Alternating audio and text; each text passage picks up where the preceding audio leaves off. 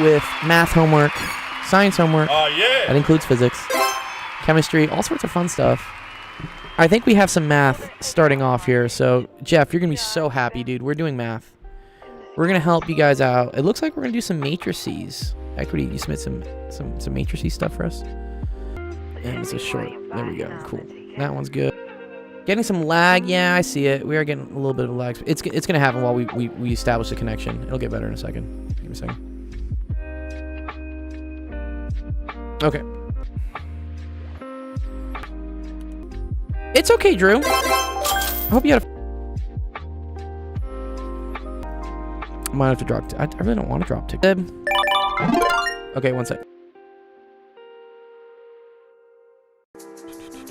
Come on. Go back up. Go back up, frame rate.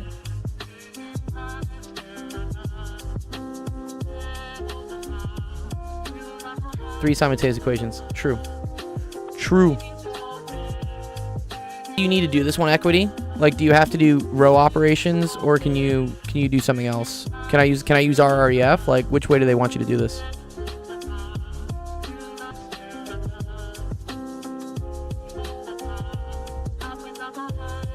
Let me fix this real quick. Fucking. There we go.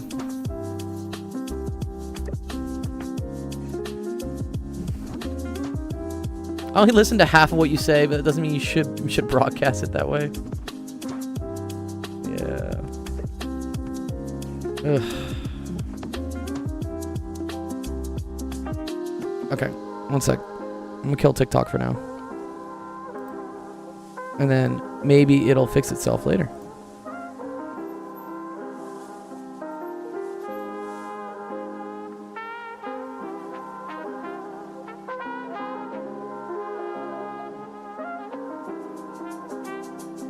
Your setup, and I'm now doing a part-time job working with kids 15 years of age and younger math tuition. Nice, dude.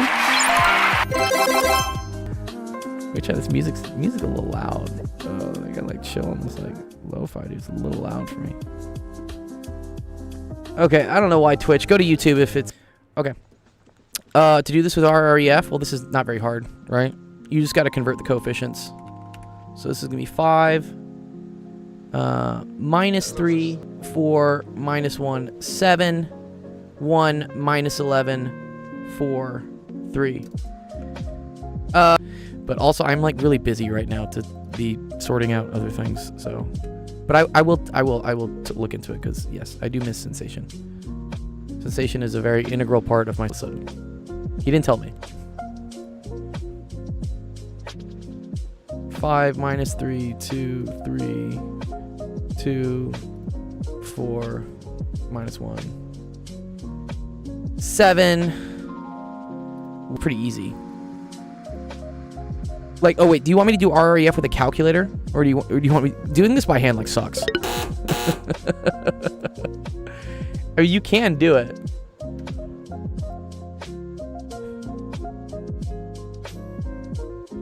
Ooh, it's ugly, dude. What? No. Ah! This is like not a nice situation. It's like improper fractions.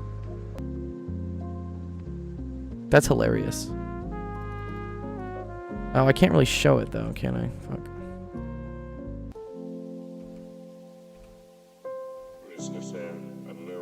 Oh, your internet messing up too? No, I'm getting no. On YouTube. YouTube looks okay. Yeah.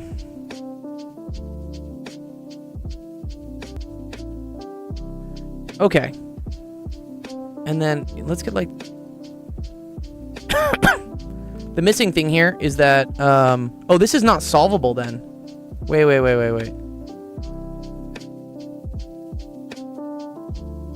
If I go all the way over, can I please go over, please? Dude. Why can't I scroll over? That's really weird. Usually you can scroll over. Yeah, this means no solution, exactly. Yeah, there's no solution.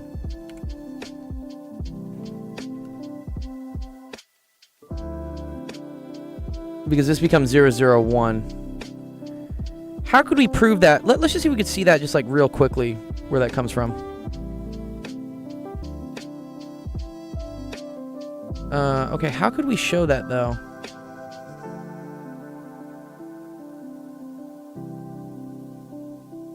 To get 0 equals 1...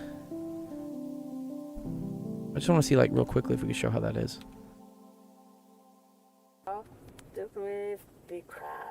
What's up, Zane? If you do this one times -2, so let's call this like 1, 2, 3. Double second row, add third. Double the second row, add to the third. I think I want to double the third row, add it to the second. Oh dear, Zane. Zane, can you stop spamming my chat, please?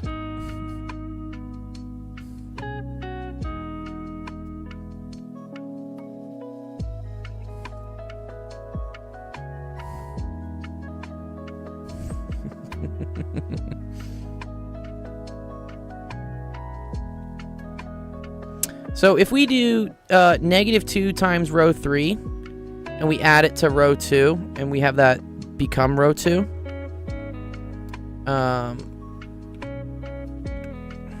Let's just see what happens there.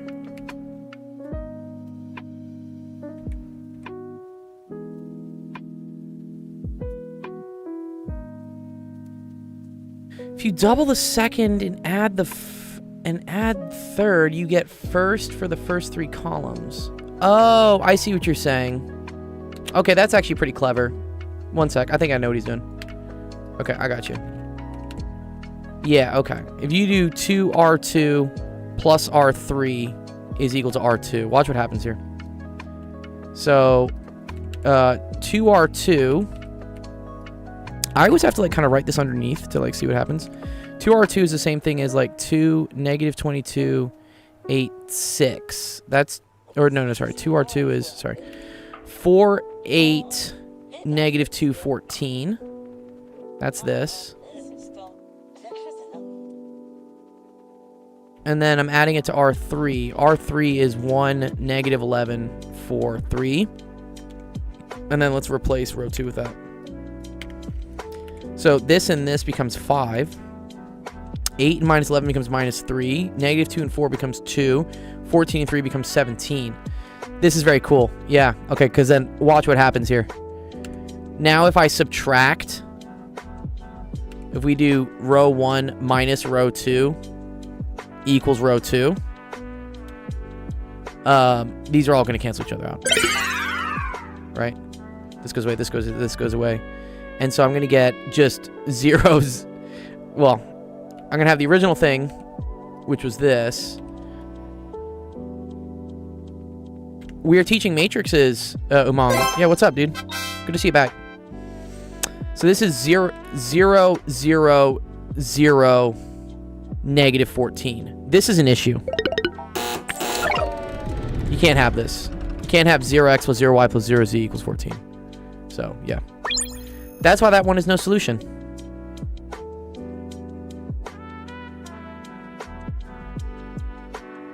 No, we're not doing eigenvectors, eigenvalues just yet. But okay, cool. Does that make sense, Equity? Was there another one you wanted me to do that was similar? Or you just need help with number 2?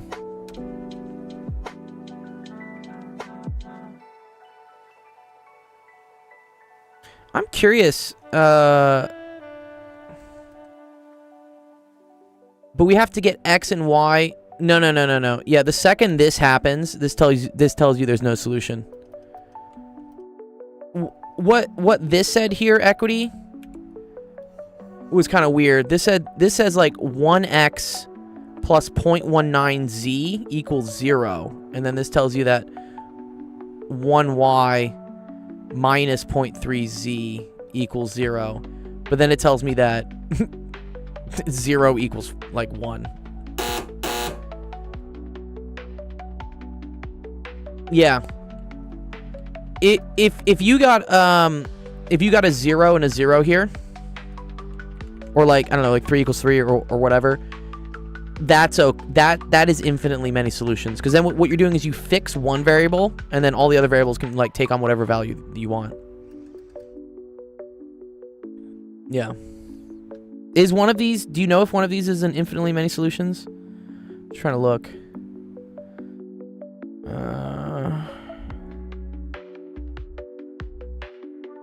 What's up, Monkey Man?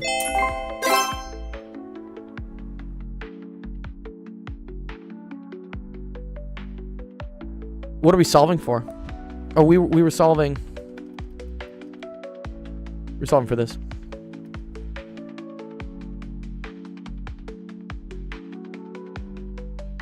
My question next, or my question is next.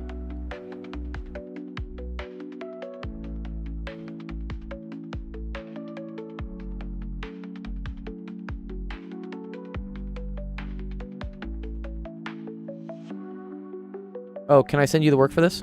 Yeah, sure. Yes, Jongju, you are next. We're gonna work with you next, and I'll see if I can turn on the Discord stream again, because it looks like Twitch started stabilizing finally. Equity. Yeah, there you go. Give it to you, equity. I think people should pay bond coins to get priority. That is interesting. Yeah, that's probably what's gonna happen eventually, Jeff. Like, this does eventually reach like a scaling issue, right? Where there's only so much of me, and there are so many questions. I will probably eventually. There is a, you can buy in the channel points. You can buy me first, which is a reward that jumps your question to the beginning. But I might eventually have to do like a random selection thing. Monkey Man says 3 days till I get my finals results. That's to decide if I get into college, my #1 college. What's your #1 college, Big Monkey Man? Where are you applying? Let us know. Okay, cool. Did you have any other questions here, Equity, that you want me to go through real quick before I do Zhangju's?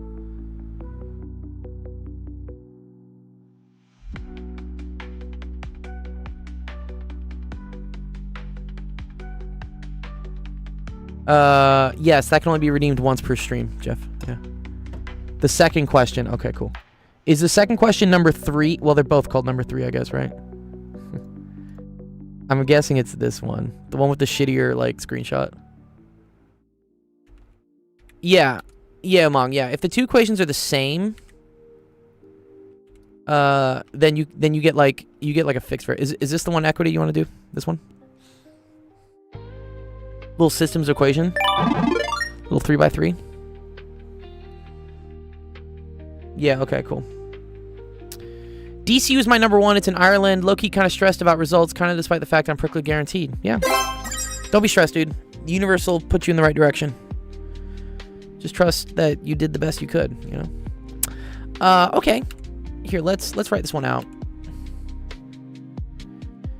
I think you should have specific subject days for questions, math on Monday, and then, yeah, like a priority. In this case, everybody's asking me math, though, right?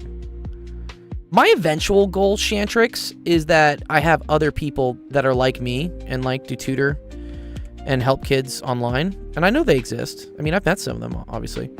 And then basically just give them like a stream. And just be like, hey, you stream on Tuesdays at this time. And then still bake in the same reward system so people show up. Nice, good job. Umong, you finished your first year of engineering, yeah. On math Tuesdays, you do math first. On math Wednesdays, you do math first. Monkey says, I'm planning on doing a dual major in electrical engineering and computer engineering, potentially a minor in CS. Those are all solid. I wouldn't major in CS these days, just with how AI is going. But electrical engineering is fucking solid. Computer engineering, also very solid, especially if you do anything with like chip manufacturing. That's going to be a big one. I had a friend actually send me a job opening. It was for a plasma physics job, but it's plasma processing, which I didn't really do much in grad school. We had a machine at UCLA that did it, but plasma processing is how they use plasma to create like microchips, like CPUs and GPUs. Yeah. There you go. Physically manipulate things. Yeah, go become a welder. This kind of worries me here. Like, what are all these zeros here, dog? That to me looks like a big pile of shit, dude. A big pile of shit.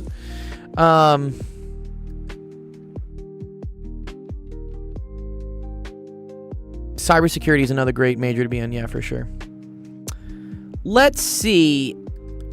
I think Jeff, what do we want to do here? Well, let's put this in the calculator. I just want to see, you know, just like if it's something weird, and then like we can explain it. Finding the null space. Is that what this is called? Because all the answers are 0, right? It's equals 0.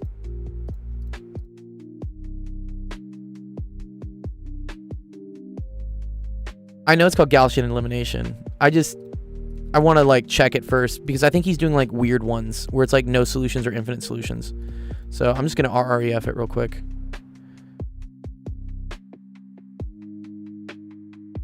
Let's see what we get. Yeah. Yeah, this is a weird one. And then we're going to show why it is.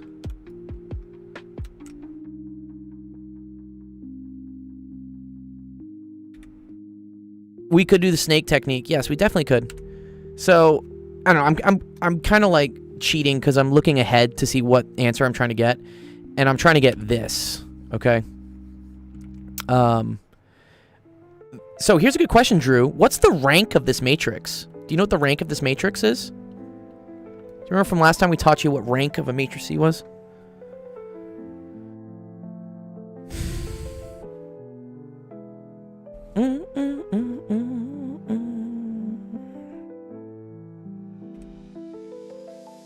But yeah, if you wanted to do this manually, we could do 2R1 plus...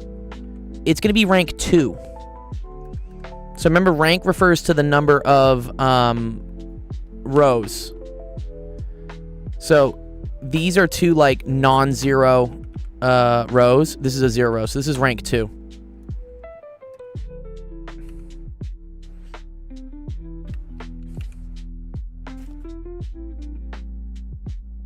Oh, FPGA, yeah. Fast programmable gate arrays, I think is what FPGA stands for. I used a lot of those in grad school. Yeah, so if you do -2R1 plus R2 and say that equals R2, let's just see what we get real quick. Yeah, field programmable. Oh, it's field programmable, right? Or did I say fast programmable? Maybe. Okay, so that becomes 0. Let's get the right colors here. 0, 1, -1, 0, right? I think so, right? Yeah. -2, right? -2, 2, 2, 2, -2. Yep. Clay Hamilton? Who's Clay Hamilton? What? Excuse me?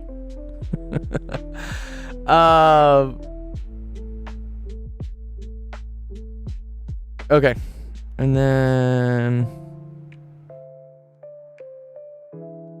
Oh, okay. Yeah. That's all the stock market stuff, Big Monkey Man.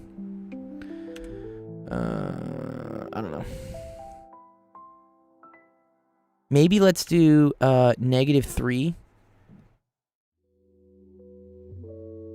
I agree, Drew. It does seem like a waste of time, but it's good practice because you get kind of intuition for like puzzles and stuff.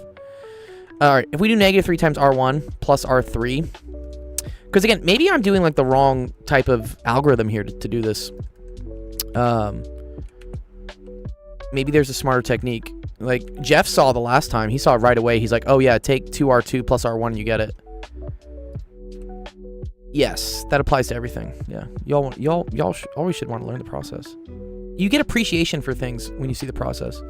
Okay, so let's add -3 to that. So that's 0,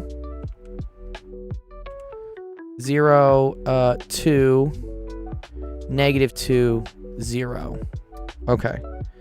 Now, from here, can we see something interesting? I do, because watch what happens. This is why this is cool. Because now, if I take 2R2 and I add it to R3 to give me R3, now we're going to get this result. So 2 of this becomes 2 minus 2, and you add it. This is going to get me 0, 0 here. Yeah.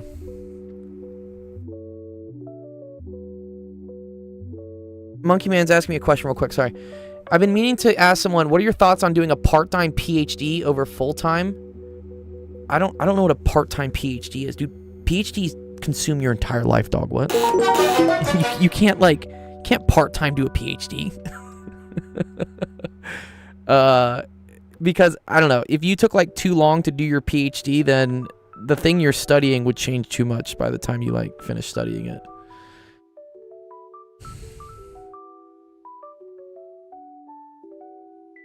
You think I mean minus? Yeah, I mean, I got mine in 9 years, but that's basically because I had to like do 2 PhDs. Yeah. 6 to 8. Yeah, 6 to 8's average. What do you mean a minus? Oh. Yeah, sorry. Yeah, sorry. This is what you mean. Thank you. Thank you. Thank you, Jeff. Always so smart, Jeff. Okay, cool. So yeah, once you get to this, what this tells you, this is weird, right? You get from here that y minus z is equal to 0. And then if you wanted to add this one to it, right? You would get that, yeah, let's add this one real quick. Jeff is so wise. I didn't actually get 2 PhDs, but like my PhD project got switched on me like halfway through. That's why I say I did 2 PhDs. I did like 2 projects, but I only got credit for 1. If you do if you just do R2 plus R1 implies R1, let's just do that real quick. Then this eats this. And so you're left with, what is that? 2 and 0. Okay, cool. So now you have like x plus 2y equals 0. And then y minus z equals 0.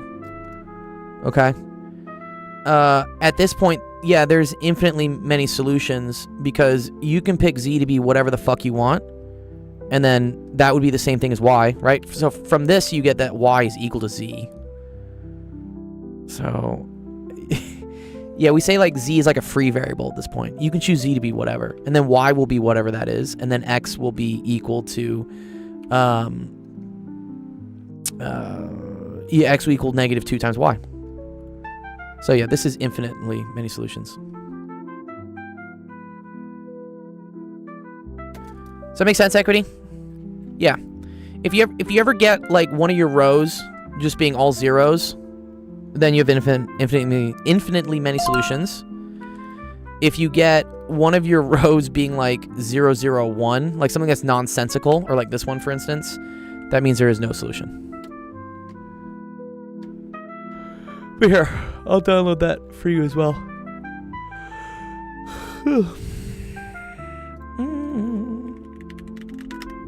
Equita. Nice. Okay. Cool. Good job, Equity. Now, where's my celebration? There we go. You're welcome, dude. All right, Jongju, I'm gonna help you out. Thanks for waiting. And then let me stream this to Discord so you can see it. Pray for my bandwidth today. That is Spider-Man. It is Spider-Man. It's like the second Spider-Man. It's when like he's like emo Spider-Man. So we're gonna share this screen, but I'm gonna change the quality on it. 15 FPS, 720. Because I think Discord just like eats bandwidth. Not the new one with Iron Man. Also, why is this summer camp only 1 week long? Is it 1 month? No, dude, it's like it's been like 6 weeks, right? I don't think it's 1 month. It's like a month and a half. Right?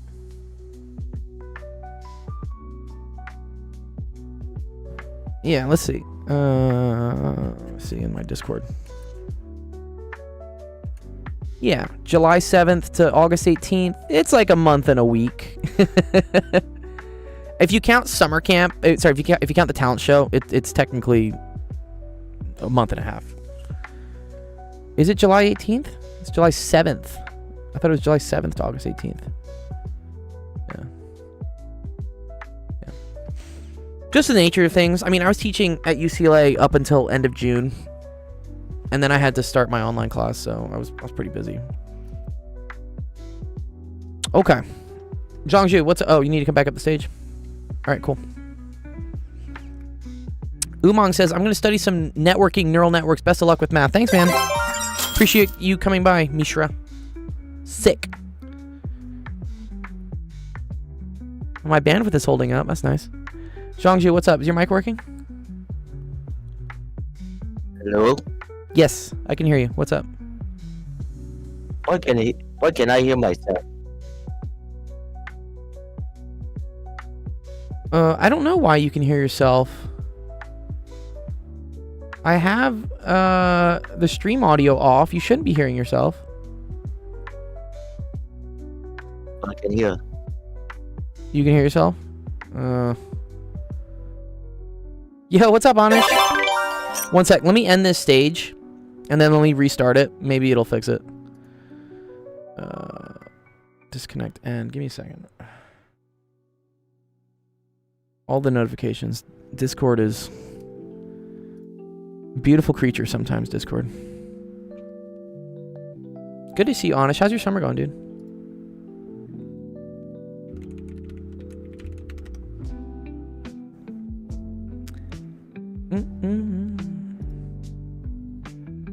How's the rest of your summer going is what I should say. Alright, we're gonna do this screen. Okay. What's up, Psyduck? Psyduck, you had a question last time. Did I go over your question? Physics 1C grind. Oh yeah, with Nathan, right? Is Nathan teaching 1C? San Francisco trip in 3 weeks. Just got a grind. Nice, dude. Always good to have something to look forward to. Oh, Psyduck, let me help you out next. You want to hang around for like, 5-10 minutes? Let me do Zhangju's question, and then I'll help yours out. I thought maybe I did it on the stream. You just weren't here. We do have some web help screenshots. Nice. HHH is submitting some stuff. Yeah.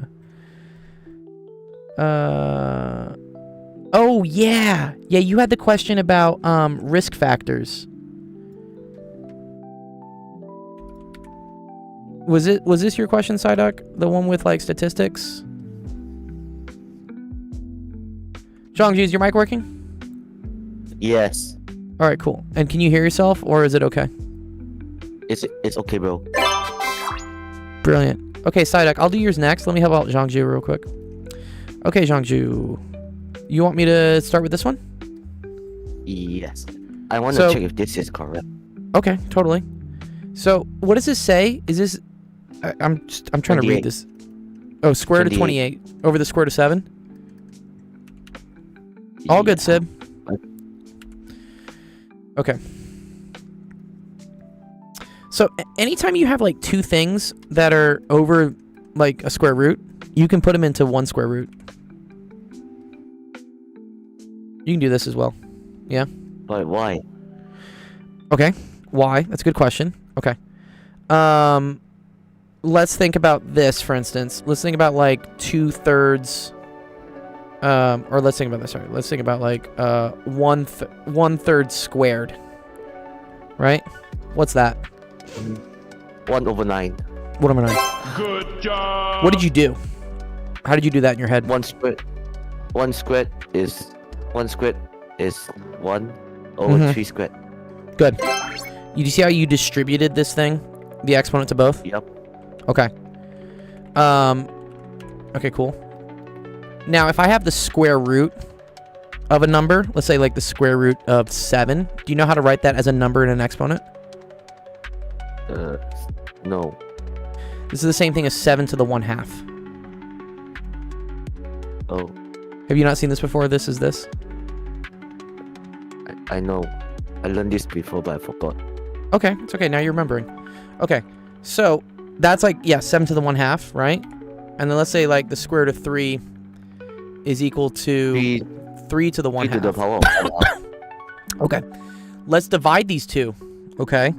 Do you see how this is the same thing as 7 over 3 to the 1/2? Like it's the reverse of grouping the exponent? Okay. And then this is equal to the same thing as the square root of 7 over 3. Okay.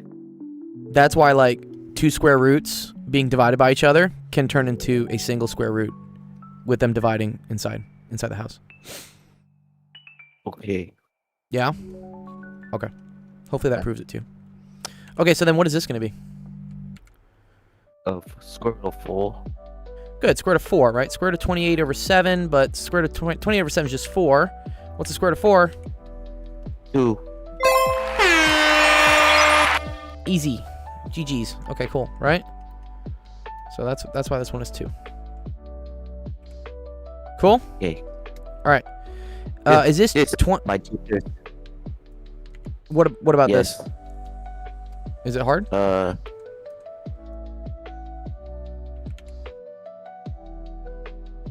So I see 20 plus 10 root 2 over what? Over root 10?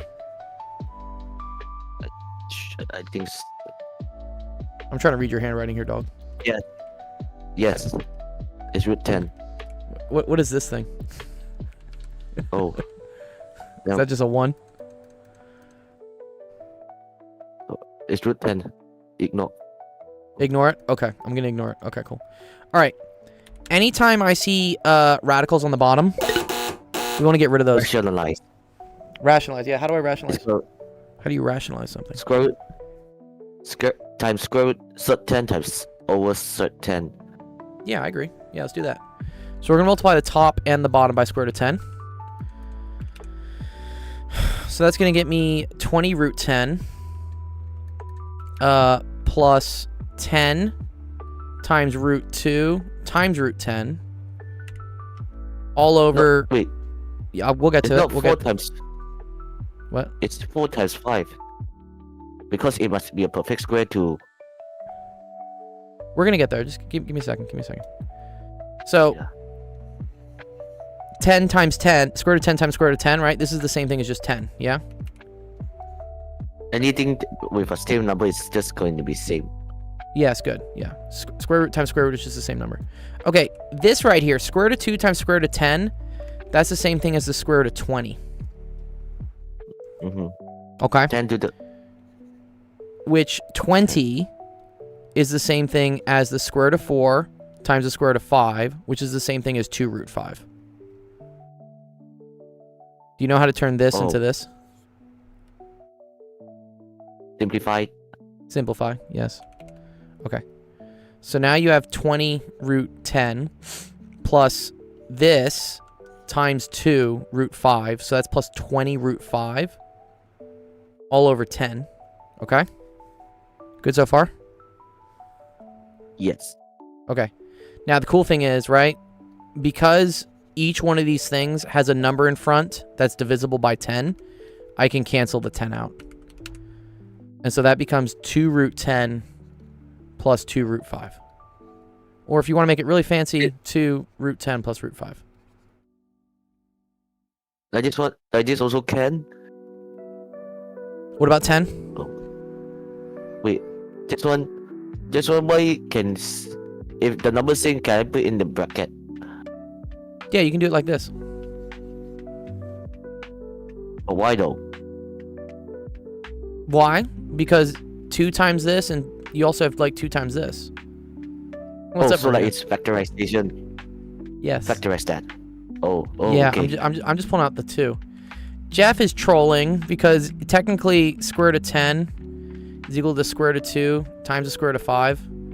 So you could write this as 2 square root of 5, and then it would be square root of 2 plus 1. I feel like this is uglier though. No, I don't like that. Obviously, don't go and Don't do do that. that. Don't do that. We can't condone anything of the sort. No, we can't live.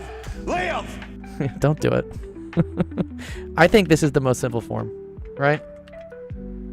Yeah. Or this is okay too. But because I see like a 2 in front of both of them, I like to pull it out. Jeff trolling, hard to believe. Right? Yeah. Okay, cool. All right, you want to try this one? I don't understand this one. Okay. Well, let me write it out. So we got square root of 54 over 3 plus square root of 6 over 2, right? Minus, is that root 24? Yes. I need to write my... Okay. Yeah, I mean, your handwriting's not terrible, but it could be better. It's okay. Okay. If I see a bunch of fractions like this, first thing I want to do is try to get common denominator. All right? What's a common denominator of 2s and 3s? Common denominator 2s. Jeff is so happy right now. He's so happy. Is that you, Jeff? Jeff is so happy. Times 2? Wait, times 3? You want it to be over 6, right? 6 is like the least common multiple is what we say. The LCM, right? So you want to multiply this one by... yes. LCD, LCM, it's all the same shit. You've sent Trump some of your ideas? He hasn't gotten back to you? Oh no. Do you have plans for peace in Ukraine? Okay. So multiply this by 2 over 2, multiply this by 3 over 3, multiply this by 2 over 2. Okay? So now you get 2 root 54 plus 3 root 6 minus 2 root 24. And then all of this, Jongju, is over 6. Okay. Good so far? Yes. Nice. Okay. Next thing I'm going to do is try to break these up. So this, I know, breaks into like 3 and 18, which breaks into 3 into 6. 9 times 6. Or 9 times 6 works too. Yeah, actually, I like that better. Let's do that one. Sorry. Right? And then the square root of 9 is just 3. So this becomes 6 root 6 plus 3 root 6. Wait. Okay, because that's already 9 root 6 then, yeah? Or here, I'll write it out. It's okay. 6 root 6 plus 3 root 6. 24 breaks up into 3 times 6 and 4, 4. right? 2 sub 6. So minus, yeah, 4 root 6, because you still have the 2 out here, yeah? Oh, so it's... I know. Square root 4 is 2. 2 times 2 is 4. Good. Yeah, that's exactly what happens. Okay, so now you get 5 root 6 over 6. Yeah? Yeah, that's a pretty cool one. Wait, Yeah. You had common denominators, then you had to break down your radicals, and then you had to combine. But I do... Wait.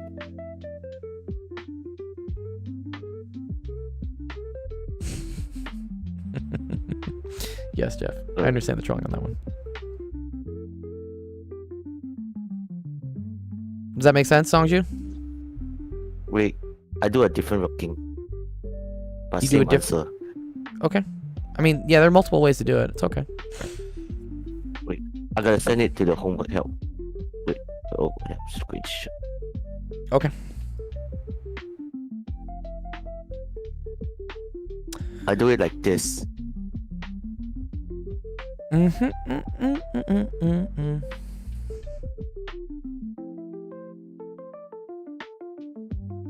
Oh, okay. One second. Let me see it.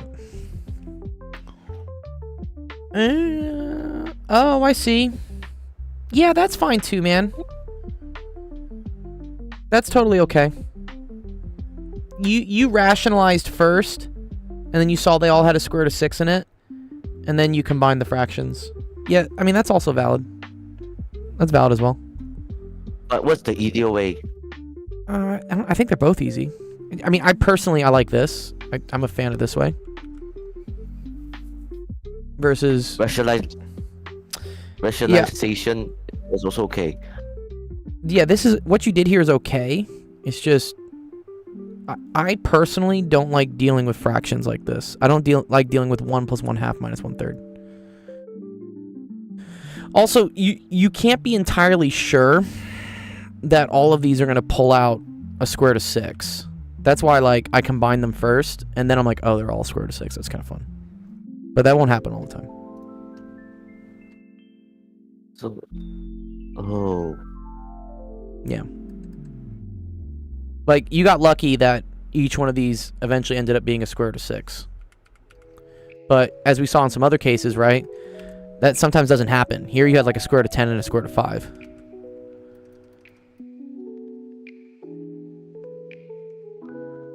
Okay. okay. Holy anterior deltoid vein and suboptimal lighting. Keep it up, twin. Dude, what vein are you talking? What vein? I have a vein showing. Oh, is it this one? Or is it that one? Is it that one? Ugh. I did bench the most I've ever bench pressed in my life today. It was actually pretty cool. I was at the gym with my buds. I did a 1 rep of 285. I've never lifted that much in my life. I've also never been this heavy in my life, actually, too. So there's kind of like a dual thing with that. What's the difference between rationalize and the surge? It's the same thing.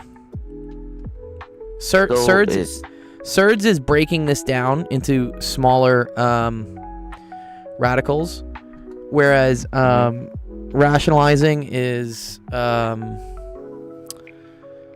just getting rid of this. Just get rid of the square root by multiplying the denominator by the thing.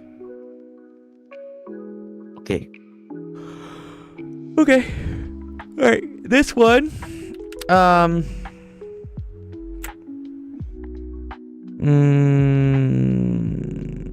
It's 27, I think. This? 20. Wait, sorry. What? 27? Yes. That's it. You think the whole answer is just 27? No. This is going to be 4 root 3, right? Because it's 16 times 3. Good. 16 times 3. Yep. And then radical 21. So this is the same thing as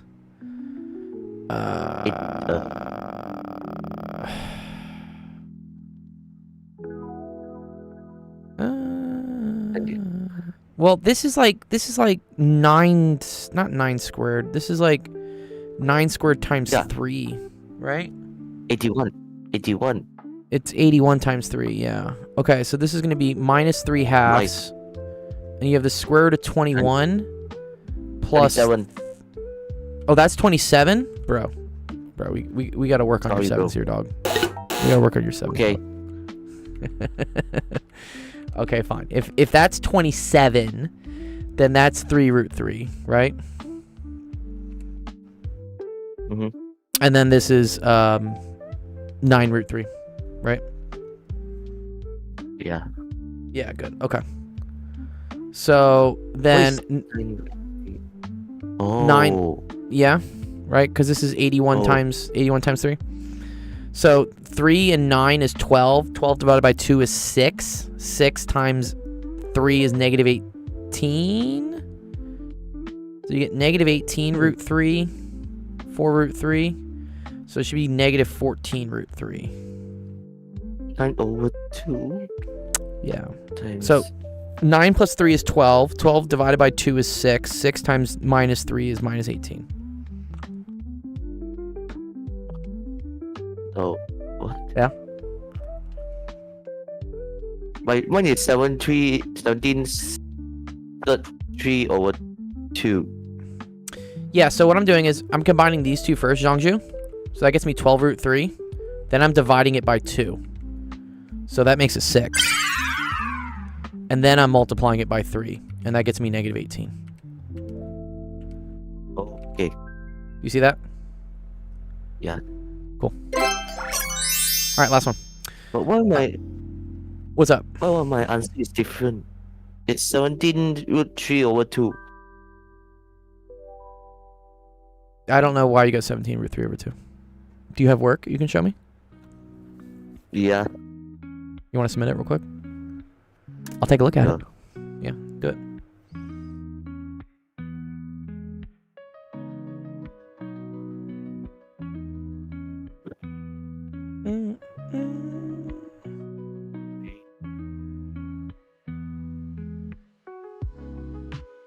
Let's sketch.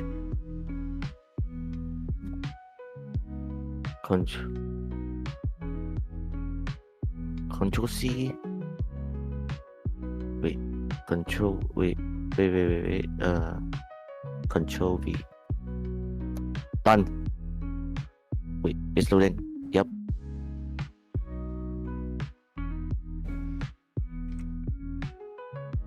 All right. Let's analyze what happened.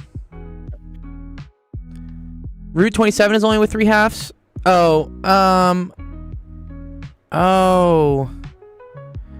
Oh, okay, dog. Yeah. Well, I assumed when I saw this, Shree that there was also something here. That's the bracket. Is there an end bracket here, though? Oh, it's just here. Oh, I see what's happening. Oh. Okay, I fucked up then. Okay. All right, thank you. All right, we'll do it this way then. Yeah, we gotta work on your handwriting, Jongju. Oh yeah, I need better handwriting also. We need to work. Yeah, I'm sure there's an app for it or something. You done messed up, just gold. Okay. All right, so this is minus 9 halves root 3 plus 9 root 3. Okay, that's okay. So this is going to be 8 over 2. This is going to be 18 over 2. So that's going to be, yes, 17 over 2 root 3. Yeah, you're okay. Oh. My man. That works. Thank you, Shree. Appreciate you catching that error. Let me see. What's Poipole saying? No matter what you do, trigonometry always gets buffed, lol. I'm pretty sure max power out of trig can beat the shit out of all humans except Albert Einstein. Did I just have a stroke? The fuck did I just read? Poipole, what? Are you okay? Okay. 2 third 50 plus 90 minus 40. Okay, I can understand this at least. Yeah, okay, cool. Abstract algebra is the bomb? Maybe. Oh, this is ugly. Well, okay. It's 25 times 2, though, right? So that's going to be 10 root 2. Plus, this is... Shit, I need to leave a 2 in there. That's not going to come out so nice, is it? 9 times 10. So that's 3 root 10, yeah? Okay. And then minus 40. And then this one is 10 times 4. This one is 4 times 10 also. Okay, you want to leave them all in terms of tens? Well, I can't do anything with the 50 then. I can't pull out a 5. No. 25 times 2. Then... No, this is 4 times 10, yeah? So that's minus root 10. Okay, cool. Yeah, 2 root 10, but then it's divided by 2, yeah? But you can cut it. 2 over 2 is 1. Yeah. That's why it's just root 10. That works also. Yeah, I agree with you. Okay, so that's 10 root 2 plus 2 root 10. A troll would pull out a square root of 2. Yeah.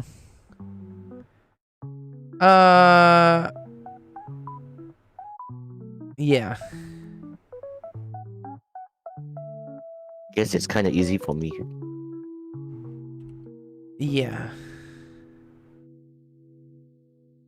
I mean, I guess, yeah, if you wanted to be like... Yeah. He's saying that you could technically write this as root 2 times root 5. So then it would be... what would this be? 2 root 2 times 5 plus...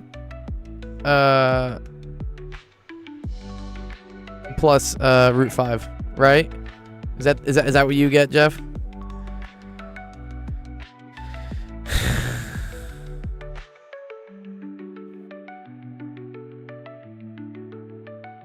Yeah. You should check out the number theory book we've got going through. It's got some good algebra flavoring. Ooh. Send it to me, Femvox. What's the number theory book? Wait, whose stream are you doing that in? Also, yeah, Jongju, is that good? Is that well, this should have been the right answer just right here. Ignore Jeff's like trolling. And I'll send you a screenshot of this. I don't understand E. What don't you understand by E? You can only combine these two. Oh, Slim Stream. Who's Slim? Can you drop his username? You just combine these two, Jongju. So that gets you 2 root 10, and then this is 10 root 2. You can call me Jaden, by the way. Sorry, what? You can call me Jaden. Oh, Jaden. Okay, cool. I'll call you Jaden. You have like a Z by your name, So- though. How am I supposed to remember your name is Jaden when your username is sup123556789, and then there's a Like big... And that's there's my... a big... Okay, Jaden. Jaden's your white name. I got it. Jaden. Cool. Yeah. Awesome. Does that make sense, Jaden, all this? So it's like combining like terms and like terms. Yes. Exactly. Yeah, like these are two like terms. This is a like term. Oh, Academy of Uselessness. Oh, I do like him. I think I follow him actually. So- Sorry, one sec. Let me make sure I follow him. One sec. Okay. Let me make sure I follow him. Oh, yeah. Okay, sorry. Yeah, Zhangju, is that good? Or Jaden, sorry. Yeah. Okay, cool. Congrats. Good job. Jeff is here to give you more claps.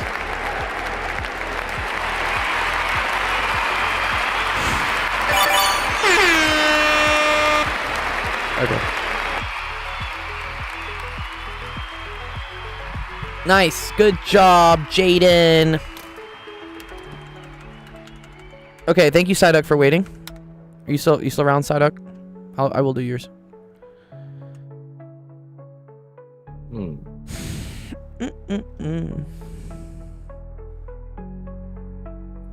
I'll ping Psyduck so he can, or he, she, whatever, can remember. What's up, Nick? I also got some screenshots coming in from HHHHH. Yeah. What's up? What were you gonna say? I say bye. Okay, bye, Jaden. Shree J says, love your work. Gonna recommend the channel to my learners. Keep going. Appreciate that, dude. Hell yeah.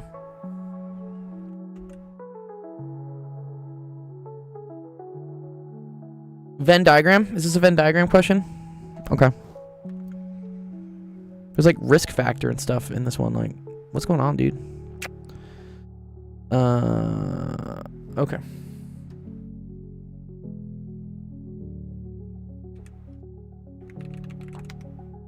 Okay. An actuary is studying the prevalence of 3 health risk factors, A, B, and C, within a population of women. For each of the 3 factors, the probability is 0.1 has only this risk factor. Okay, cool. So I like writing out this in probability form. So I'm going to say like P of A is equal to 0.1, which is equal to P of B, which is equal to P of C. That's like independently, those things. For any 2 of the risk 3 factors, the probability is 0.12 that she has exactly these 2 risk factors, but not the other. The probability that she has all 3 risk factors, given that she has A. Okay, so the probability of A and B and C, given that you have A, given that she has A and B, is equal to 1/3. Popo says, I have a question. Why do they teach trig in high school? It should be only for architects. What? No. Like, trig is very important for everything in math, dude. What? Sine and cosine is forever, dog.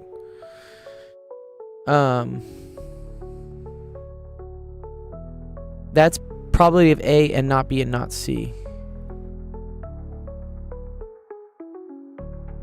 Yes. Yes. Okay, sorry. Yeah. Okay, so here I'm gonna ignore all this. Let's just do this. Yes, because I agree. This is the probability of A and like not B and not C, sorry, is equal to 1/10.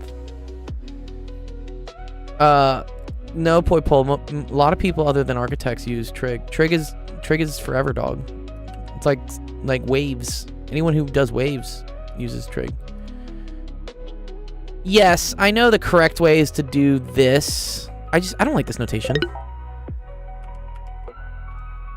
I like computer science notation. I mean, this is just correct me if I'm wrong, this is just conditional probability, right?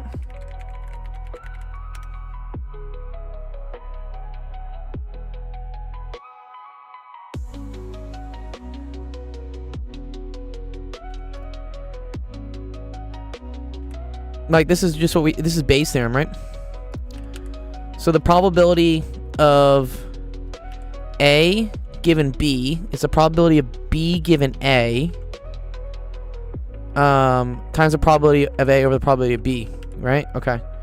So in this case, this whole thing here, Psyduck, this is our A, and then this whole thing here is our B. I will compute them. I'm just gonna do them real quick. I'm just gonna write the thing out real quick. Okay. So probability of B given A, right? So that's gonna be the probability of A and B given that you have A and B and C. Well, this is kind of trivial, right? The probability that A and B are true, given that A and B and C are true, this is 1. Right?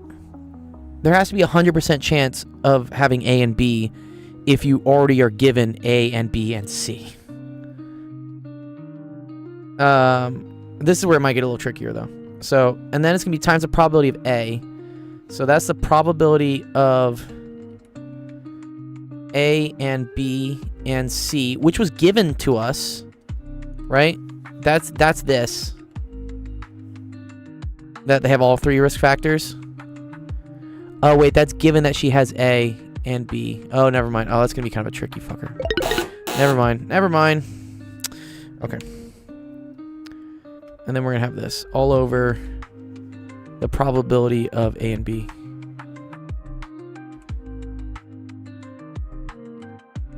Poi Pol says I should just make a table. Okay. I mean, I'll try it. I want to see the math first. I just want to see the math.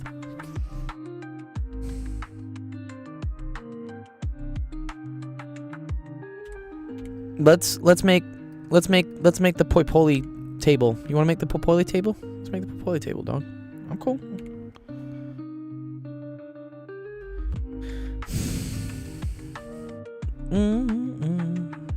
Okay.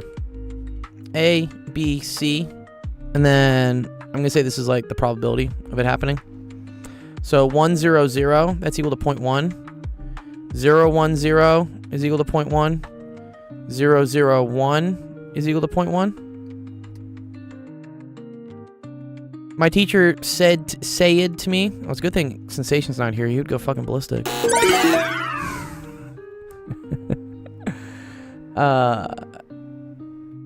Any 2 is exactly 0.12. Okay. So 1, 1, 0 is 0.12. 1, 0, 1 is 0.12. 0, 1, 1 is 0.12. I think that's it, right? 1, 1, 0. 1, 0, 1. 0, 1, 1. There's only 2 left.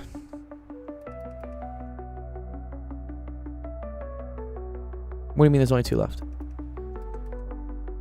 Oh, for all the ways that we can arrange 3 things. Oh, yeah, sorry. Okay. So there's 0, 0, 0, and then 1, 1, 1. Yeah. Okay, cool. I see.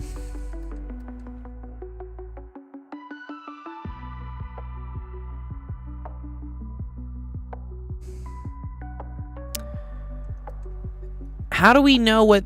Like, if I had one of these left, I know that all these probabilities have to add up to 1, right? Let's go binary. We are going binary. So I know all these need to add up to 1. Because the probability of the whole solution space has to be 100%.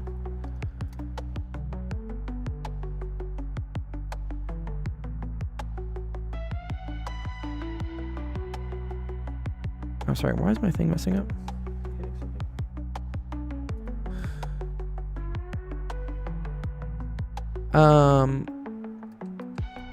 Okay. Probability of A or B is equal to probability of A plus probability of B minus probability of A and B. This music is like a video game. Yeah, it's pretty cool.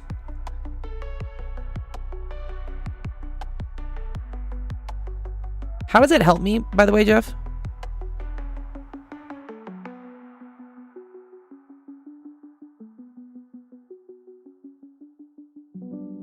So, probability of A or B is equal to probability of A plus probability of B.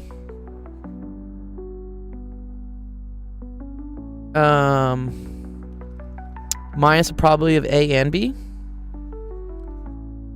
Oh, is that because I need this? Oh, yeah. Bingo. Okay, I see what you're saying. Yeah, okay. Probability of A is this one, this one, this one. But also, what about this? I don't know what these two probabilities are. Oh, don't fail your finals. Psychonoman says, if every choice we think we make exists somewhere else in an infinite possibilities, are we truly making decisions, or are we just playing out one version of a predetermined universe? Yes. The answer to that is yes. Okay, fine. So, you know what? I'm going to call this one X. And then, if all these have to add up to 1, this is 0.3. So, and then this is 0.36. So you get 0.66. So this is 0.66 plus X has to equal to 1.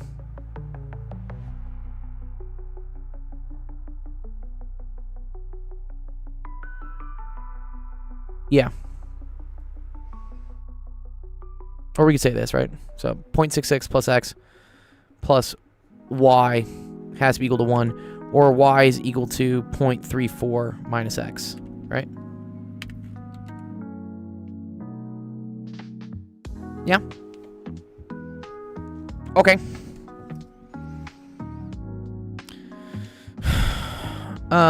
Probability of A or B. So that's the probability of A or B. A or B. Hopefully stuff cancels. I agree.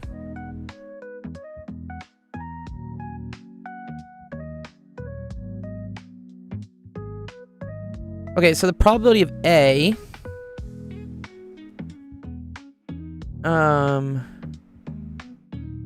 I definitely do classical mechanics.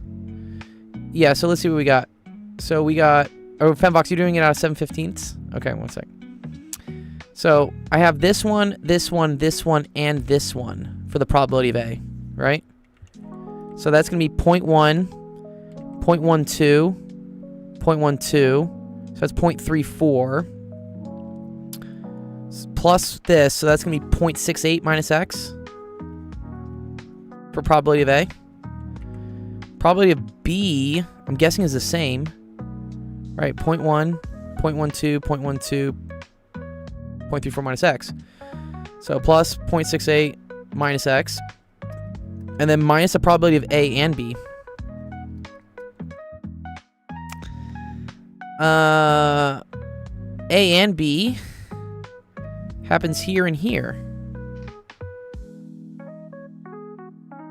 So then this is minus 0.12 plus 0.34 minus X, right?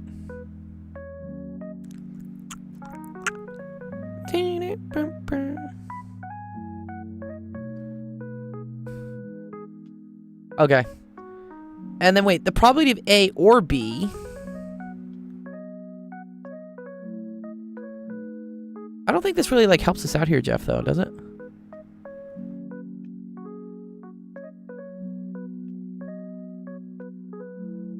Because I'm just going to get like 1 equals 1. If I go through and like count this, like A or B, like duh.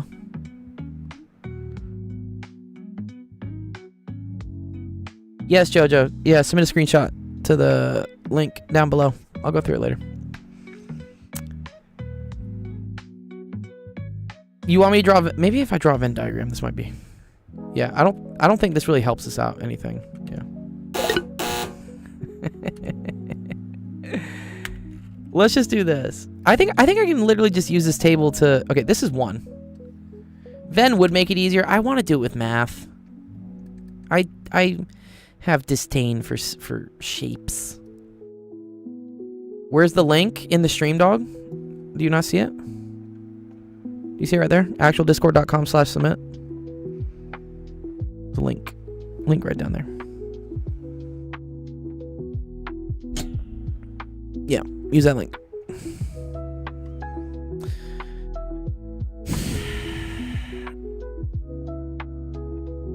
I am trying to be a pure math guy. Okay, A and B and C, that shit is this, okay? So that's 0.34 minus X, okay? Probability of A and B is gonna be this and this, right? 0.12 plus 0.34 minus X.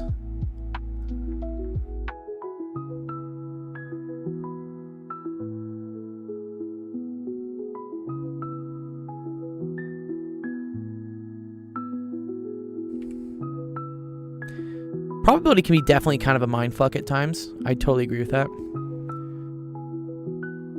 Shh, I'm learning right now. 0.56 minus X. Okay, so this is the answer. We just don't know what the fuck X is. Oh, man. Okay, yeah, I'm gonna give in. I'm gonna do the photo. Fine. Fine.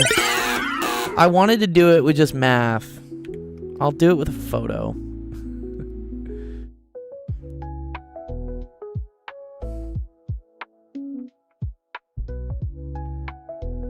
You divide by X? Unfortunately, yeah, you can't really do that. Still have a missing variable. Okay.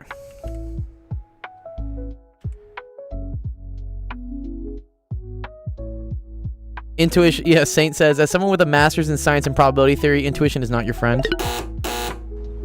Oh, no, dude. Oh no! Oh no! No, no, no, no, no. Okay. Okay, so the probability of just A is 0.1, right? This represents just A. So 0.1, 0.1, 0.1. This is 0.12. This is 0.12. This is 0.12. Okay. Nice, Jojo. Cool. So wait, how do I get to this, though?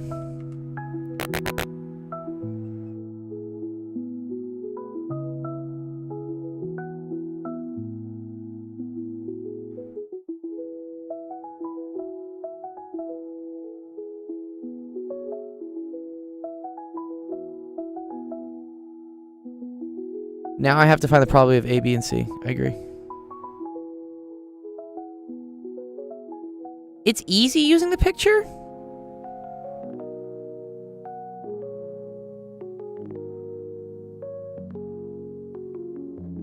Oh, if this is X.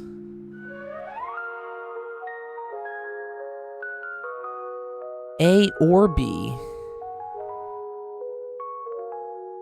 Yeah, A and B.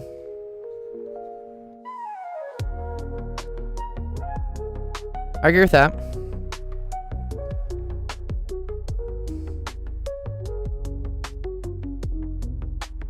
Oh, wait.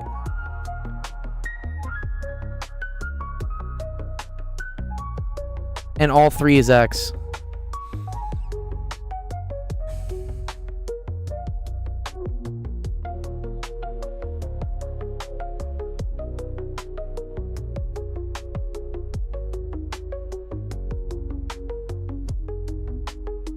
Mm-hmm. Oh, okay, okay. One sec. Uh-huh.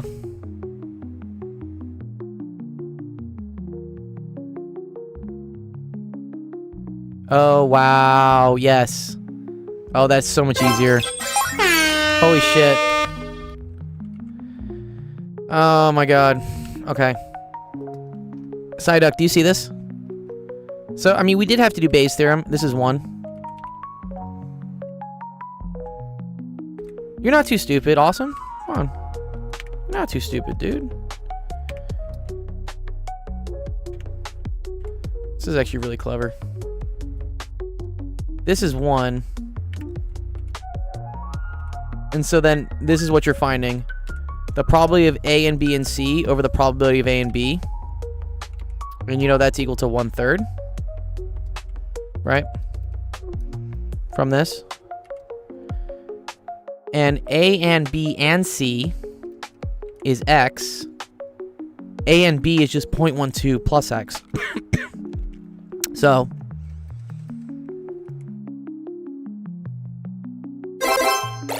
nice. Okay, cool, cool, cool. Yeah, let me just make sure I get this. Sorry. So, X over X plus 0.12 is equal to 1/3. The fuck is X, by the way? What the fuck am I looking for? Oh, and then that they have none of the risk factors. I see where this is going to come from. This is really cool. Yeah, I see how this is going to work. This is actually really cool. Okay, so then if you solve for X here, what's that? X plus 0.12 is equal to 3X. So X is equal to 0.06. Okay. So that's the missing part here, right? Wait. Let's change.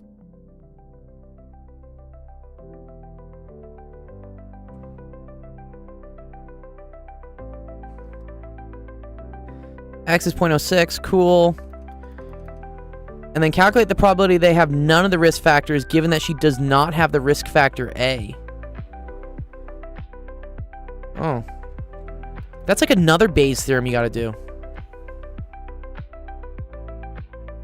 So probability of... Is it? So, not A and B... What's up, Ethan? Not A and B and C, given that she does not have A. So that's a probability of not A, given that she does not have A and B and C. Well, if she doesn't have A, B, and C... Okay, yeah, fuck all this. I'm sorry. The Bayes' theorem is too much.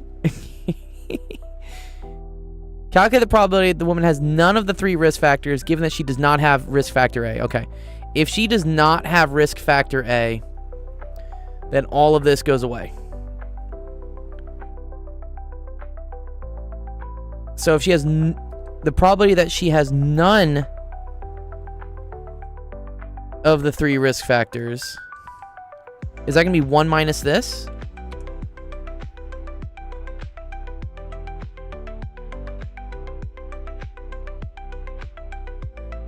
Venn diagrams like still screw with me.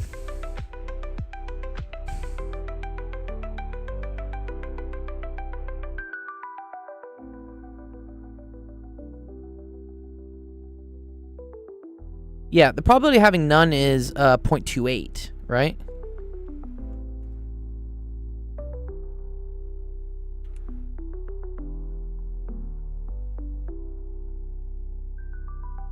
Okay.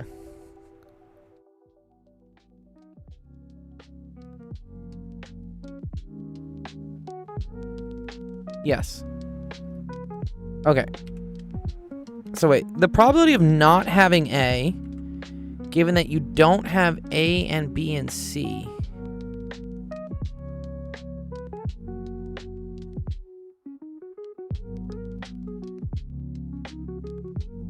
Oh, I see.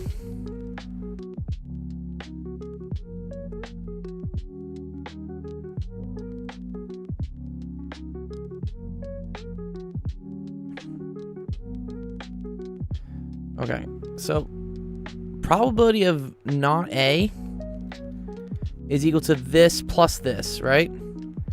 Because I could have B and C, or I could have just C, or I could have none. So that's equal to 0.6.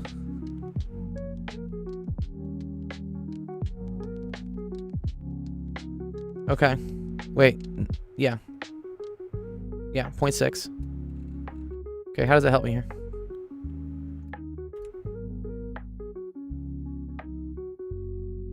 Because then I still need the probability of not A and B and C all over the probability of not A.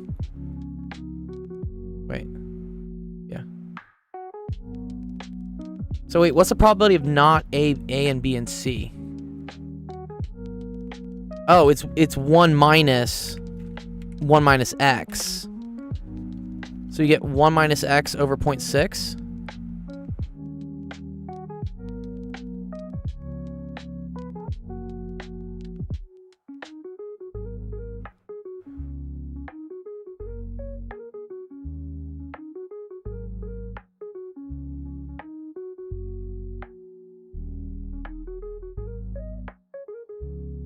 Wait, isn't the probability of not A and B and C equal to 1 minus the probability of A and B and C?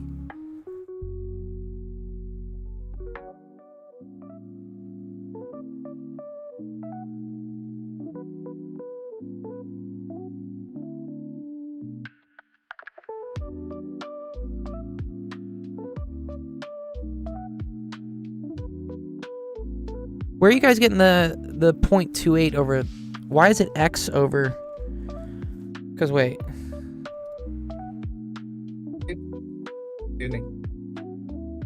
You don't really need Bayes for this. You just need the definition of conditional probability. I like Bayes' theorem, though.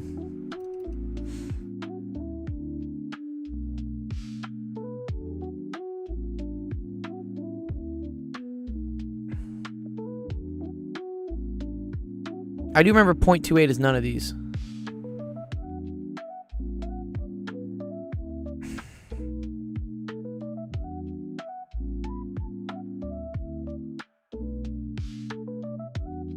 Oh, because this is 1. Oh, okay. Got it.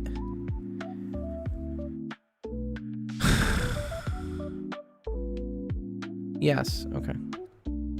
I see what's happening. This going between the math and then also the picture is like messing with me, dude. Okay. The problem is she has none of these 3 risk factors is 0.28. Yes. Right. Yeah, there's an outside region here, which is 0.28.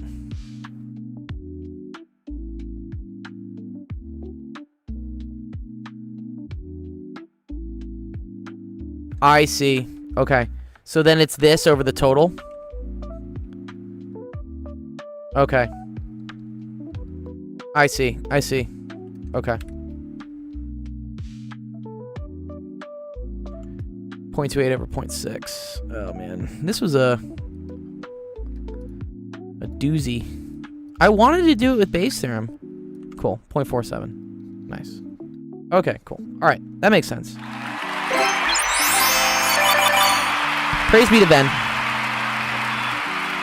Yeah, the Venn diagram really helps for this one. Well done!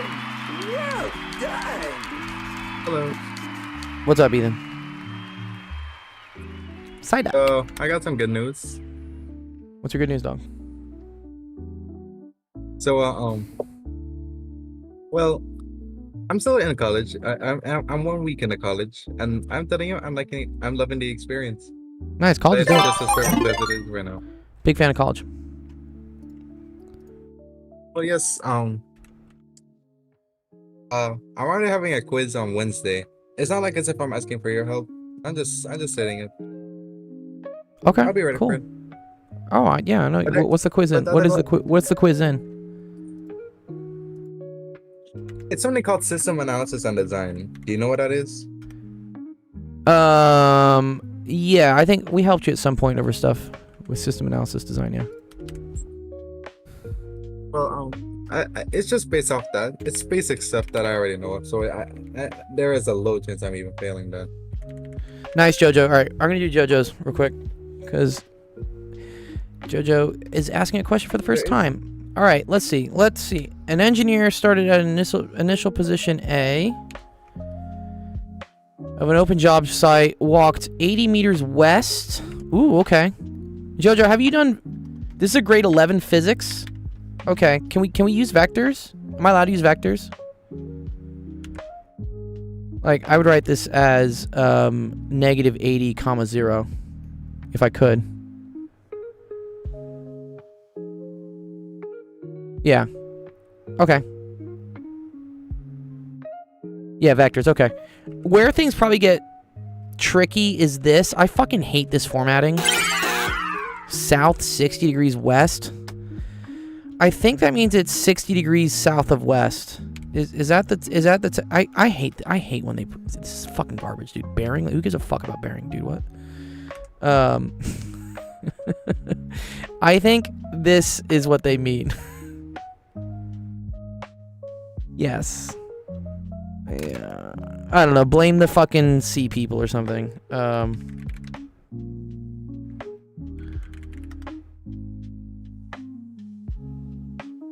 Okay.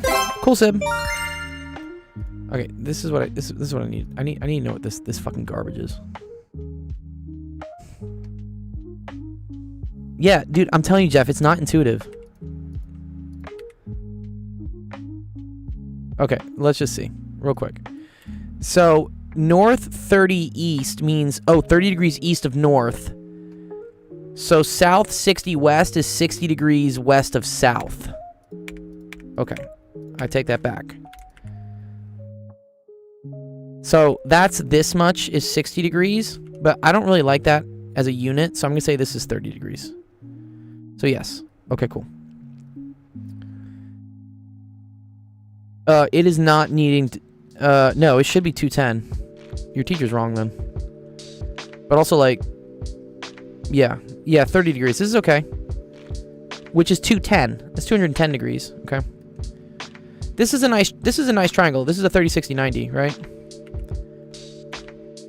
So 30, 60, 90s has this side being 1/2. This side is, or sorry, negative 1/2. This is negative square root of 3 over 2. Right, and this is 1. So this one is going to be negative 35 over 2 square root of 3, comma negative 35 over 2. Does that make sense so far, Jojo, how we did that? I just took this and multiplied it by 35, which means I multiply all the other sides by 35. And that's my components for it. Cool. Dope. Nice. Okay. So then we just add these two. Okay? To get like my final components. I need my calculator for this.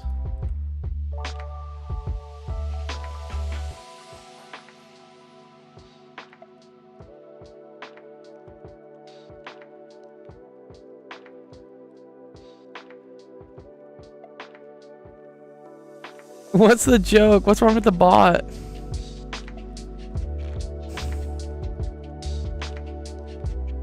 Is the bot getting mad at jokes?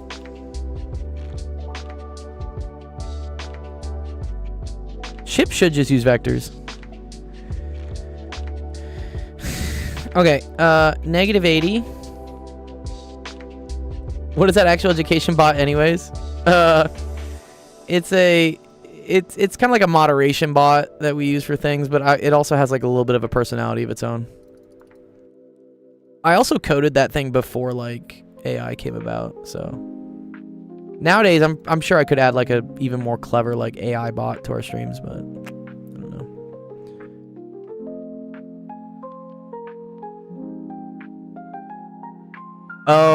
Oh, that's not the bot. That's Meeseeks. Yeah.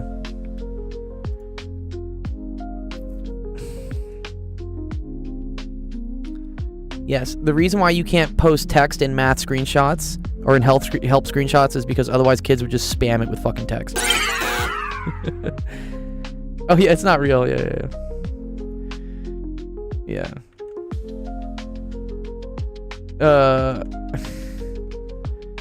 It has to be that way, Jeff, unfortunately. It's just like, otherwise, I'm reading another chat log, basically, to try to, like, get through questions. Okay. So, this right here is your final vector, your resultant vector. And then if you want to get the distance between the final and initial position, we just need the magnitude of this. So, let's call this, like, vector C. So, then the magnitude of C, right, is equal to this squared plus this squared. Who gives a fuck about the minus signs? And then square rooted. There you go. Bingo, Saint. Saint knows how to do it. Good job, Saint. Okay. So we can get the... Let's do that. So let's do this squared times -1.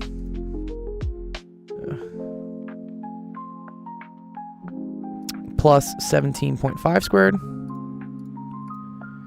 And then take the square root of that. And you get 111.69. Nice. Okay. So this is going to be 111.69 meters.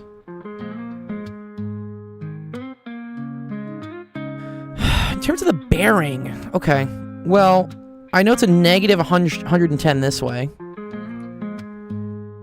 And then I know it's negative 17.5 this way. What, Jeff? Did I mess up? Jeff, did I mess up? Oh, I'm good? Okay, cool. They do have one, Saint. There is. If you use the $sign in my Discord, there is... Sorry, that's the wrong thing. There is a latex parser. I know. I agree. Yeah, fuck the compass bearing. But, I mean, you should know how to get this angle at least. No. This angle is still important. You should know how to do this. In terms of, like, putting it into, like, this notation, yeah. Like, I don't want to do that. No, God! It sucks. No, God, please, no! No! Okay. But to get this angle, right, we're going to do the arctangent of 17.5 over negative 110 over 3. Yes. Okay, so we're going to do the arctangent of that. So arctan 17.5 divided by... Where's my 110? Where's she at? Always make these numbers positive. Oh, thanks for the follow, Odin Root. How are we doing on our follow thing? Oh, we're almost up to 1,800. That's sick. Nice.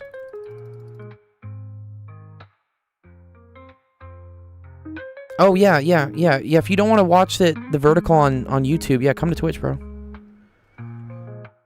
Okay, cool. So that's 9 degrees. Okay. So this is like 9 degrees here, which means that this must be 81 degrees. Okay. So I think the answer is south 81 degrees west, right? 81 degrees west of south. 81 degrees west of south. What fucking ass backwards fucking convention is this?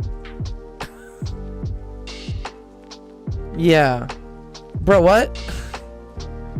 To me, this would tell me that it's 81 like south 81 degrees from west. Why is it 81 degrees west of south?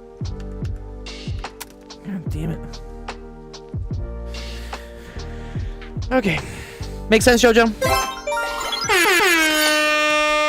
I'm glad. Glad that helped out.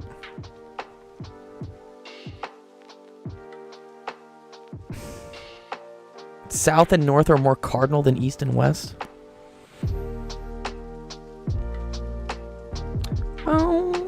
Ooh, Sib, that's fun. Let me see.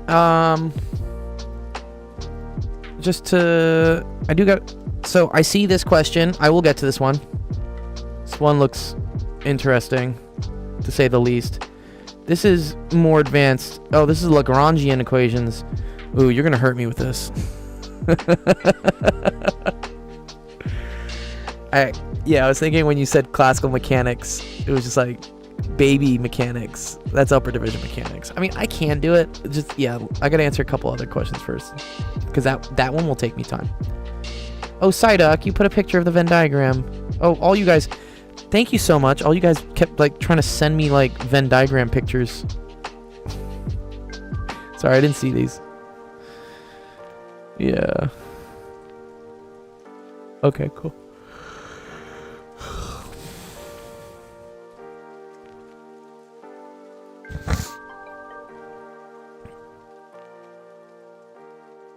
Let's help out Shantrix. This looks kind of fun. I feel like I do want some geometry right now. I want some geometry. I'm kind of like itching for some geometry.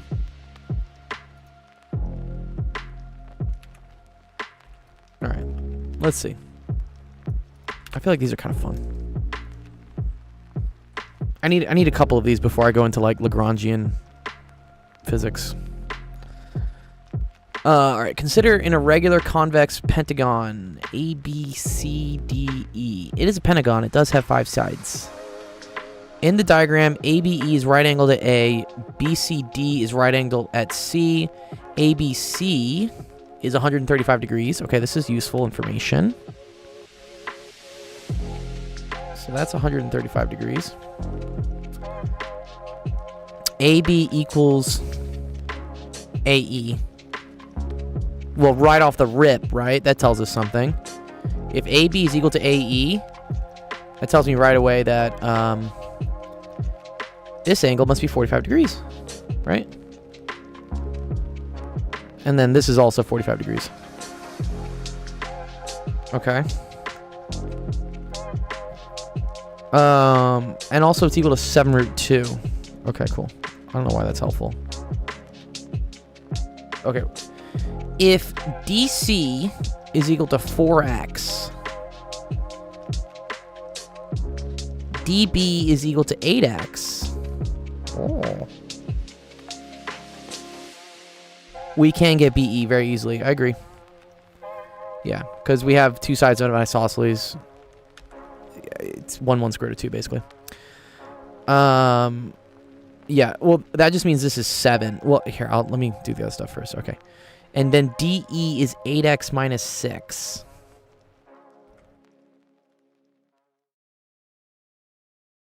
(8x minus 6). Determine all the possible values for x. Wait.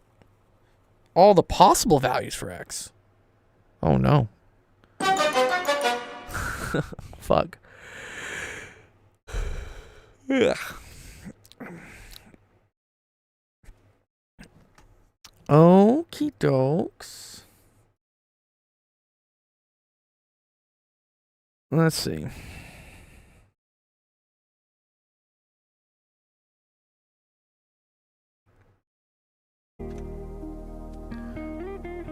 Well, ED has to be greater than 0, but that's only one restriction. That's true. Okay. I'm sure there's like some weird law. Well, okay. We are going to have rules about this, right? These are 2 sides of a triangle. I now also know this side. So this is 7 root 2. This is 7 root 2. And then if you do a squared plus b squared equals c squared. Also, if you just recognize this is a 45, 45, 90. So for a 45, 45, 90, it's 1 square root of 2. So this side is this times the square root of 2, which is just 7.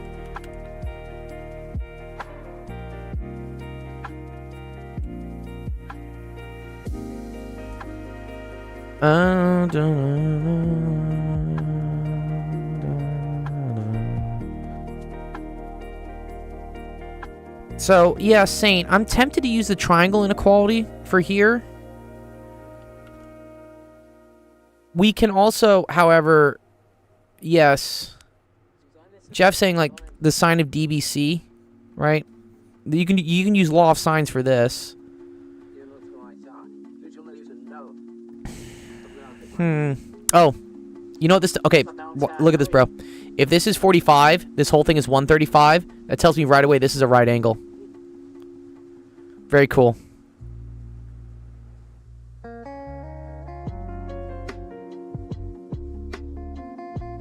Also, the 7 should be a 14. Correct. Yeah, sorry. Thank you. Yeah, sorry. Yeah, 7 root 2 times root 2 is 7 times 2, which is 14. Okay.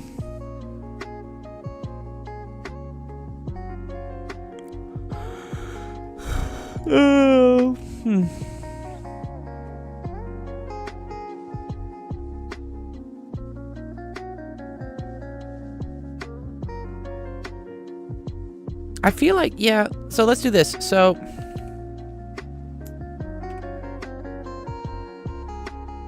well, this is 90 degrees. This, not necessarily.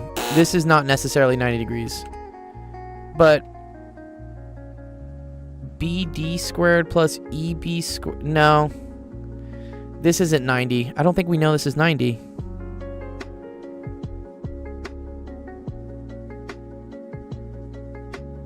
Because it's an irregular pentagon. So even though this is 90, I have no clue what these angles are. If these sides were the same, then the opposite angles would be the same. I agree with that. Yeah, you're good. I do want to maybe try to use law of sines. So, because I know that this angle plus this angle have to add up to 90, and I can probably do something with cosines.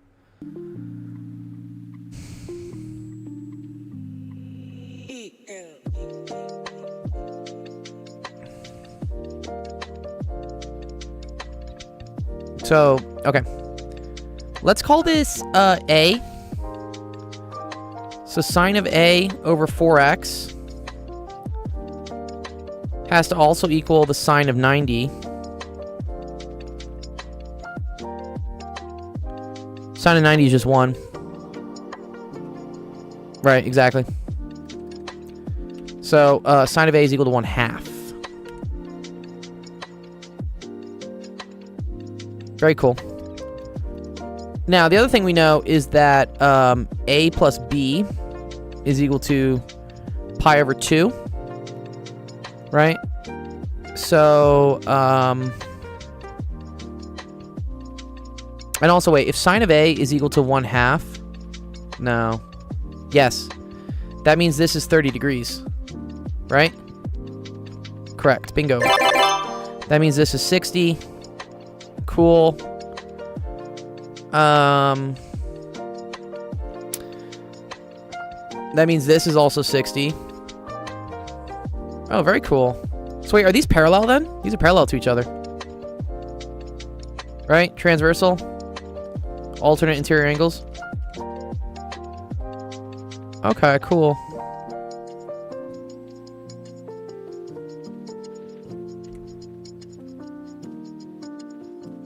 Yes.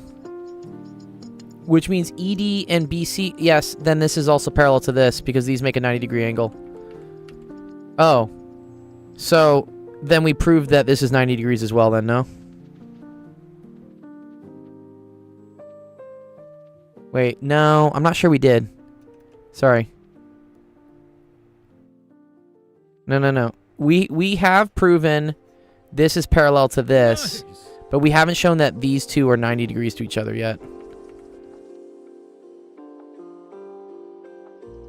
Can I use law of cosines? Yeah, BED is not 90. Good job. Thanks, Fembox. Yeah, that's correct. Jojo says, am I going to be live tomorrow? Yes, I will. Sorry, I don't know why my chat isn't, like, catching up here. Sorry. Oh, God, there we go. Sorry. My YouTube chat sometimes, like, lags.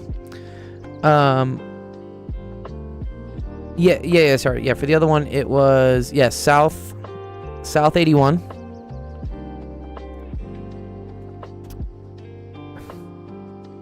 What's the difference between Hamiltonians and Lagrangians? Derek says it took me an hour to get the wrong answer. Okay, yeah, okay. And then I will be live tomorrow. Yes, at Jojo, at 4 p.m. Pacific time. Here's our calendar. What do you want to ask? Like, this is actually like a question for me. Do you think you can help me out after you're done with this question, or? I have a list of questions, but yeah, I can get through to yours. Yeah, I don't have anything later tonight, I don't think. Yeah, I mean, it's just pretty much more simple than this. Yeah, I mean this isn't too bad. I think we're almost done with this one.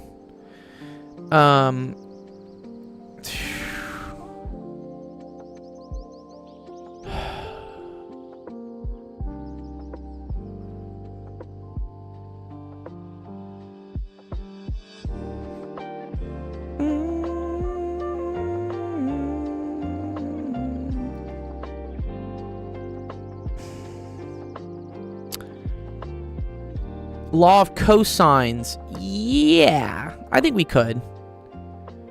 So you want to say that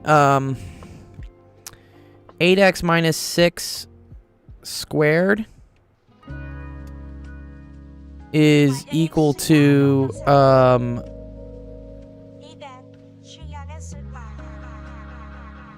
wait, if BC and ED are not parallel. EB and CD are parallel.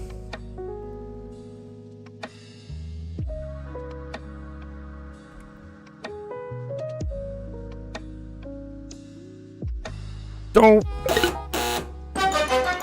It happens to the best of us, dude. Okay, this is law of cosines, right? And this ends up being a half, so that cancels this out. Love that. Okay. So,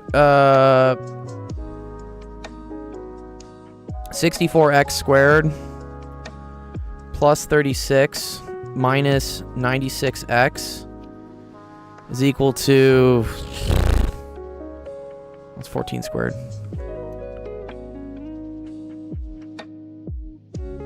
There might be an easier way to do this. 196. Thank you, Jeff. 196 plus... Oh, look, 64x squared. Beautiful. Minus 112x. Quantum. I think you're at the upper division level, Derek, which, again, I have a PhD in physics. Like, I've done this all at some point, but have I taught it? Probably not. Not recently, at least. Gold, your 9s are 4s? No, that's definitely a 9, dog. A 4 is this. A 4 crosses through. A 9 does this. If it's intro quantum, Derek, I can definitely take a look at it. And I like to learn things. Even though I haven't taught certain subjects, I enjoy struggling through teaching them because then I remind myself what it is. Wait a minute. Oh, okay. So this is going to be negative 160 is equal to 16x. Negative 16x. X is equal to 10.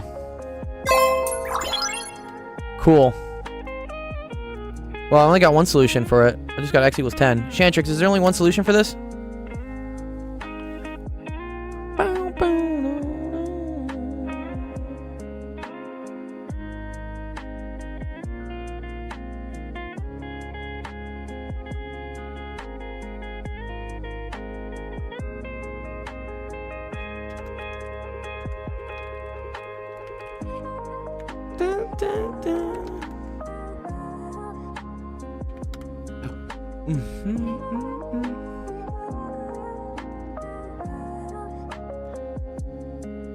Yes, Nick, I will have time. I'm not teaching anyone else today. I'll have time for you. Wait, is that my turn or? Because I can't really post a screenshot of it. Well, post a screenshot. That's the best way. I mean, if you can't post a screenshot, just write it down on a piece of paper and then take a picture of the piece of paper. Alright then.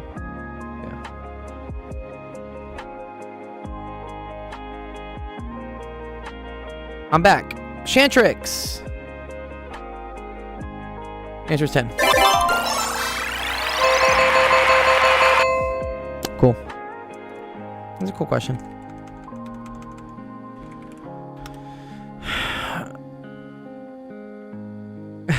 Dr. G, what made you get into teaching?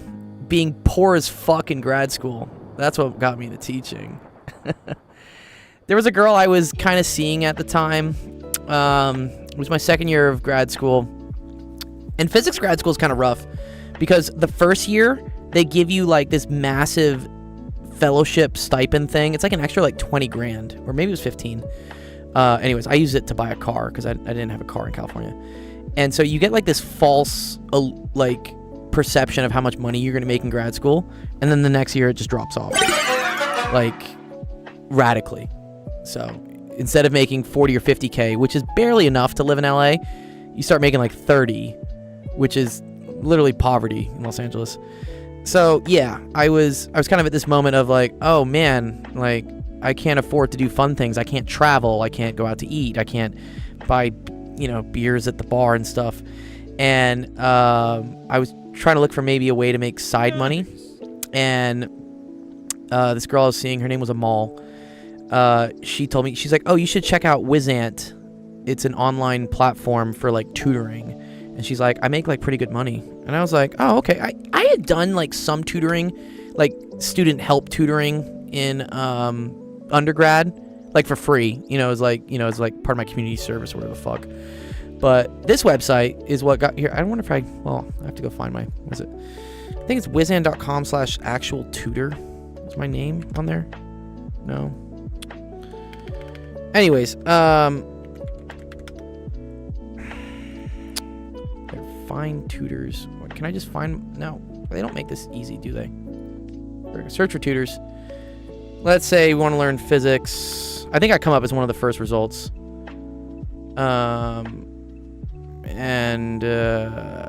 Wait, not online. Sorry.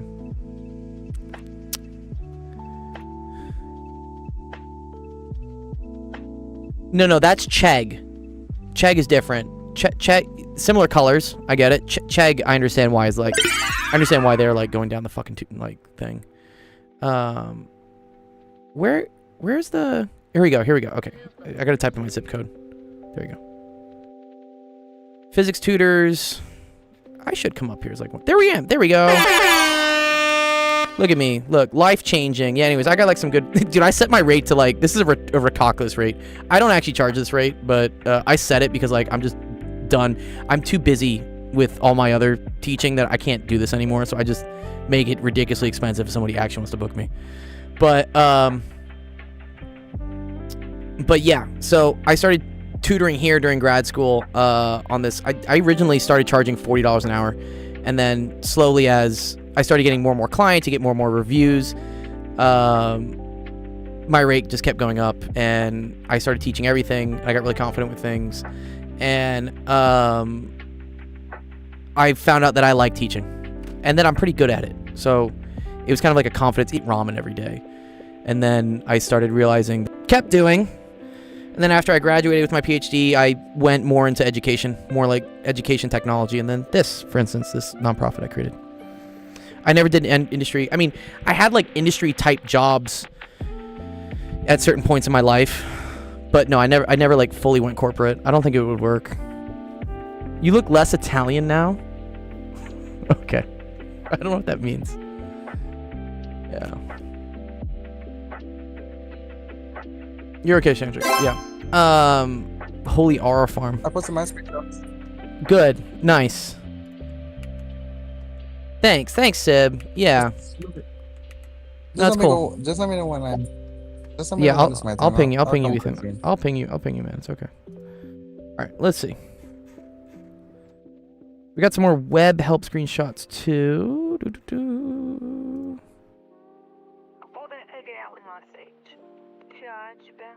Why is that coming up? I don't need that. Let's see. Reki, you around?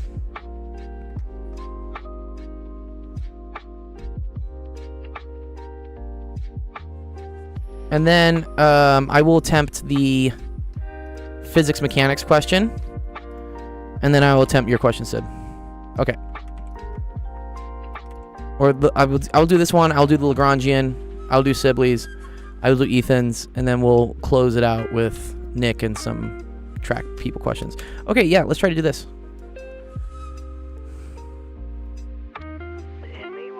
Okay, solve for x. Log base 4 of x plus log base 2 of x is equal to 6. Oh, this is actually kind of cool. This is not intuitive, actually. You might be tempted to say this is the same thing as log of 2x is equal to 6. Because log of a... Or sorry, you would be tempted to say it's log of x squared. Because log of a plus log of b is equal to log of a plus b. But that only works if they're the same base. These are not the same base. They are related to each other, though. That's kind of nice. So, I can do what's called the change of base formula for logarithms. So, log base 4 of x is the same thing as log base whatever of x over log base whatever of 4. This is called the change of base formula. So, I would like things to be log base 2. So instead of saying log of whatever, I'm going to say, oh, this is log of 2. Log base 2 of x. Log base 2 of 4. And this is easy to evaluate. The log base 2 of 4 is just equal to 2.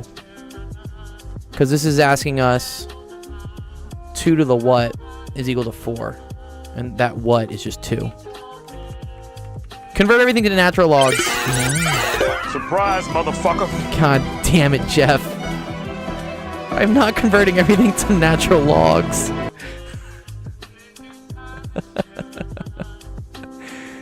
Okay. So, yeah, log base 4 of x is the same thing as log base 2 of x all over 2. Okay, so now you have 1/2 log base 2 of x plus 2 over 2 log base 2 of x is equal to 6. And so this is 3/2 log base 2 of x is equal to 6. Now, sorry, this is 3 over 3 over 2. Now you just multiply both sides by 2/3. So you get log base 2 of x is equal to 4. And the answer to that is saying, okay, 2 to the 4th is equal to x. So that's equal to 16. Wow, that's actually a cool one. Okay. I think there's a similar logic for doing this one, though. Say this is log base 3 of x, but here I'm going to say this is minus log base 3 of x over log base 3 of 27. Log base 3 of 27 is equal to 3.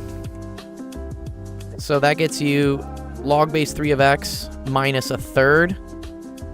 Log base 3 of x equal to 4/3. So then that's 2/3. Log base 3 of x is equal to 4/3. Multiply both sides by 3/2. And you get that the log base 3 of x is equal to 2. Okay. So then x is equal to 9. Nice. Sick. Okay, cool. That's dope.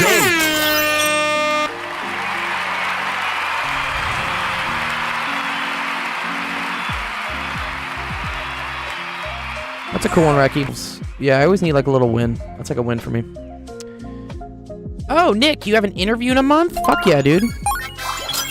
You applied for a 3rd government job. That's a tough thing these days with Trump like axing half the government every week. Surprise, motherfucker.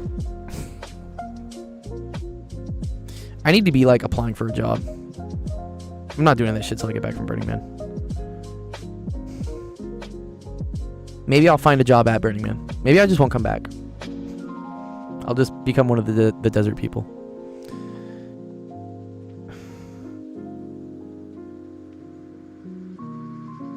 Okay. Let's do some hard Lagrangian mechanics.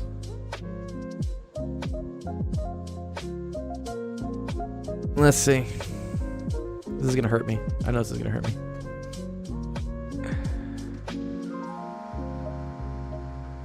Correction officer. Okay, cool, man. So that's different than a court officer, right? Okay. Do problem 4.36 in Taylor. Thanks, Jeff. Jeff's like, now that you're doing physics, I'm gonna get the fuck out.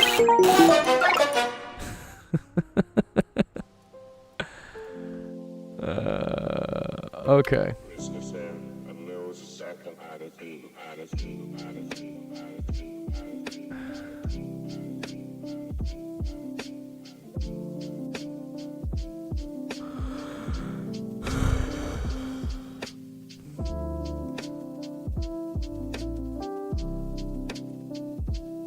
Good luck, my friend. Okay. A metal ball with a hole through it is threaded on a frictionless... I'm glad the rod has no friction. I'm also glad the pulley is massless. Oh, wait, no. Yes. The position of the two masses can be specified by the angle theta. Write down the potential energy. Okay.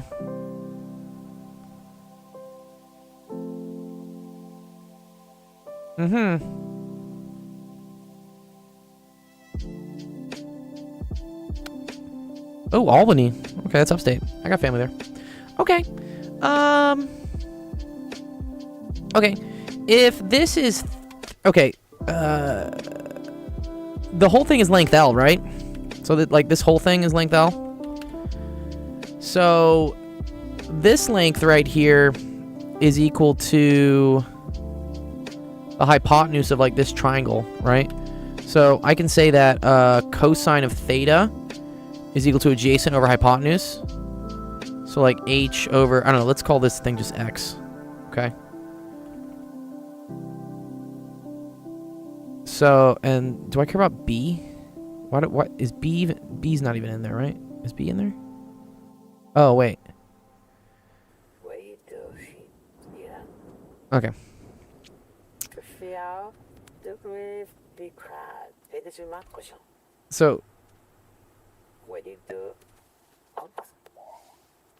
So x is equal to h over cosine theta.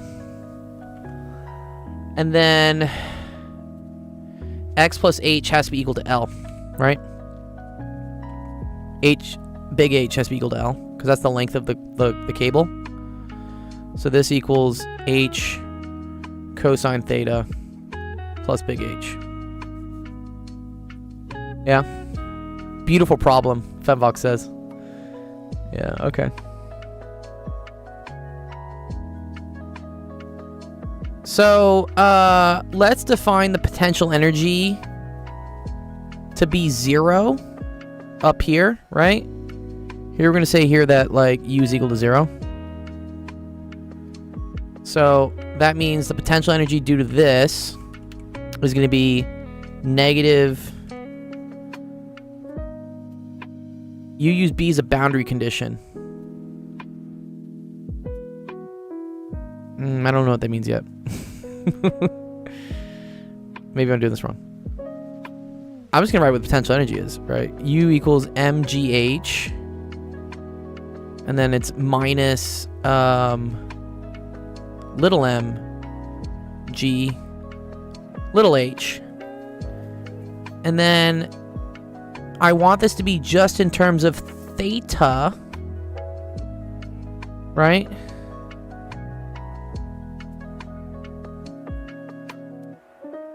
So L cosine theta is equal to H plus big H cosine theta. The reason why I'm kind of doing that is I already see, like, this shit's doing something, so I'm like, oh, well, maybe we need that.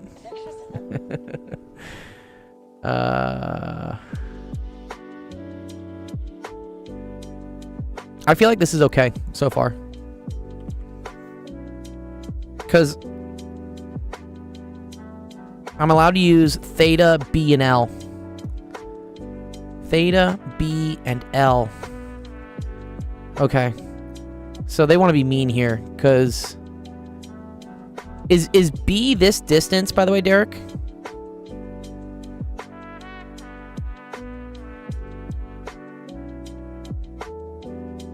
Like, is this distance B?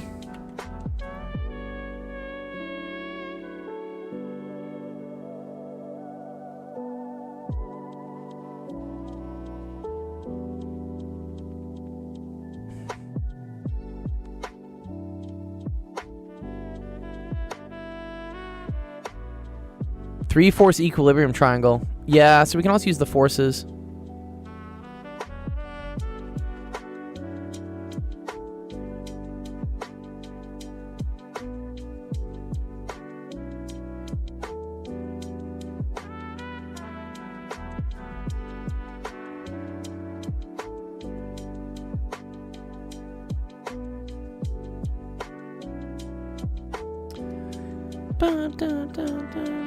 Okay, cool.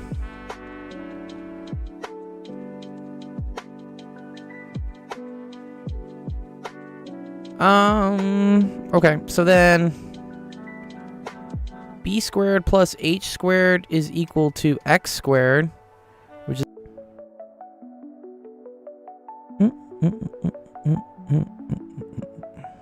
I wonder if something will cancel here. I need to get h minus little h with like the m's attached to it to eliminate somehow. As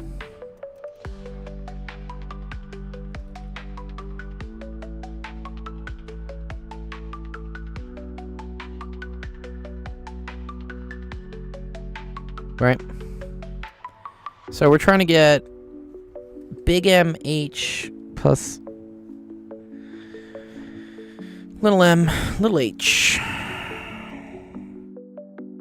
in terms of just L, theta, and B.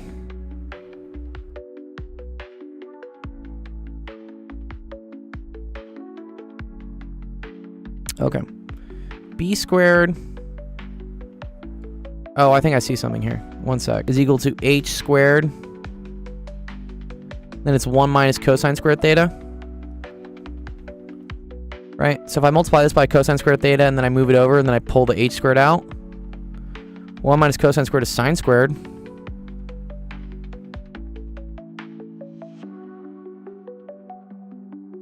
Oh, well that's just going to tell me, yeah, opposite over adjacent. Duh. Okay, cool. I just re-derived. Yeah, that's stupid. Sorry. That's really stupid. Yeah, okay. Let's start. Let's start here. Sorry. Tangent of theta is equal to b over h. Cool. So then h is equal to b tan theta. Okay. That's cool. That's a way to get rid of the little h. And then from this, I now know that L cosine theta plus B tan equals B tangent theta plus big H cosine theta. You didn't use energy? You used force diagrams?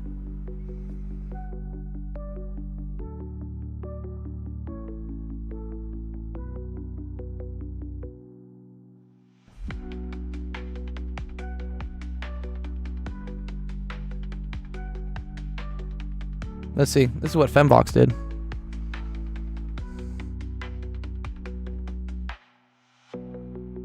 Oh, you just used the force on the... Oh. You just drew a triangle? You just did... Oh, that's too cute. He just did the forces here and said that whatever the tension is here had to be the same tension here, which is big mg. And then this is mg. And then this is... Did you say there was a normal force?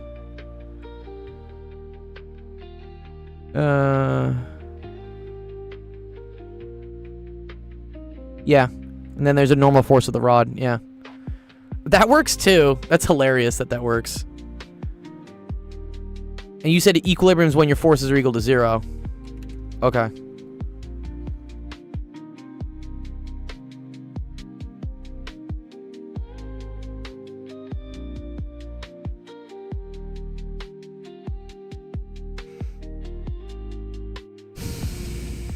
Okay. Alright. I'm cool with this. Oh, okay, wait a minute. Now we got this, right? So L cosine theta minus B tan theta is equal to big H cosine theta. Divide by cosine. You get L minus B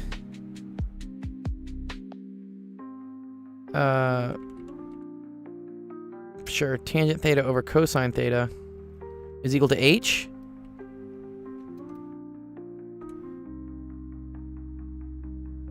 Okay, cool with that. So then U is equal to negative G big M this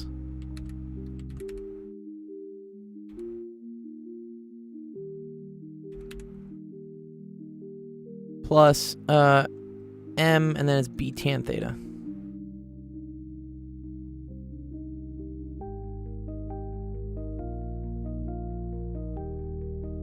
Ugh, it fucked it up.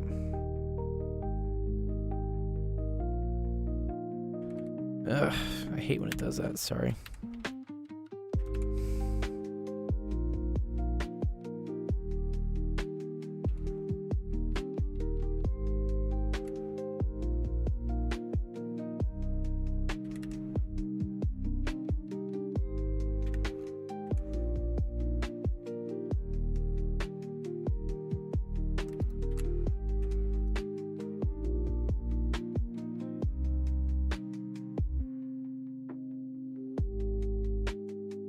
Okay.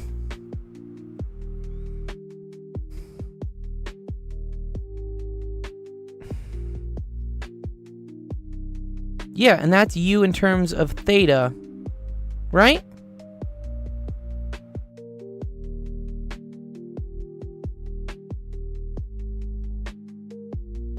Let's see what they got.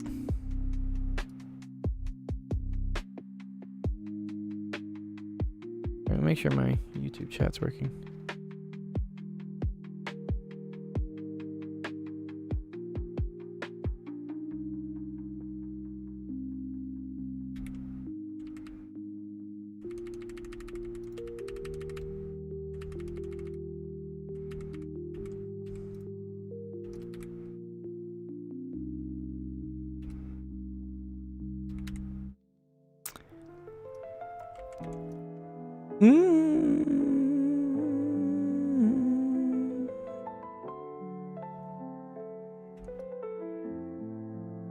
Where's the L? They have no L in here.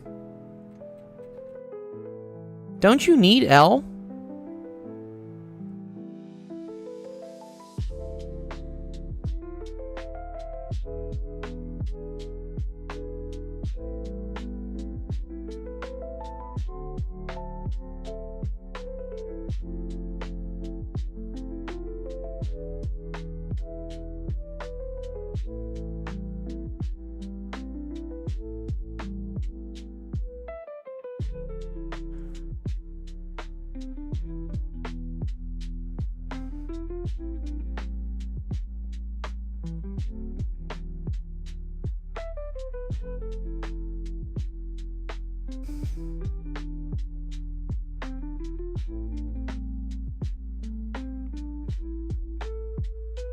Oh, I see where I fucked up.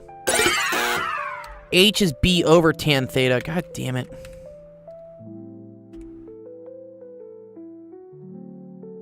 One sec. I fucked this up.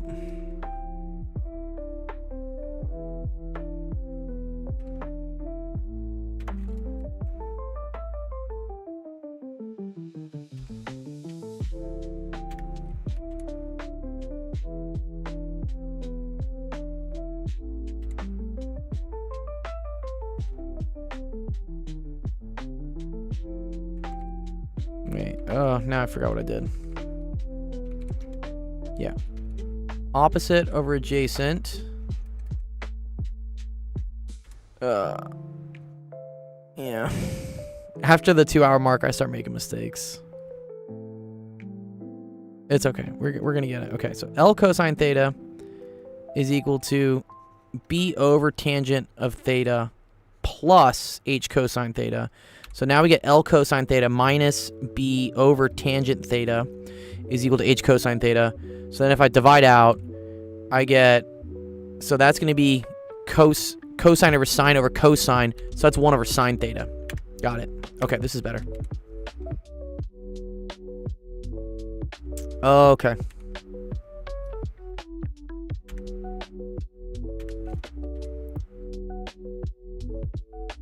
I was like, something looks weird here.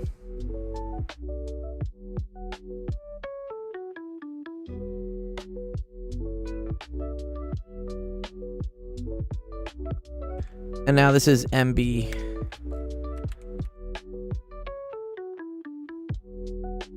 Over the tangent of theta. Or we could say sine theta, cosine theta, which I think is starting to look closer, right? Here's my 1 over sine theta, right? Here's my big M minus M cosine theta. Okay. We're close. We're close. We're close. We're close. We're close. We're close. Oh.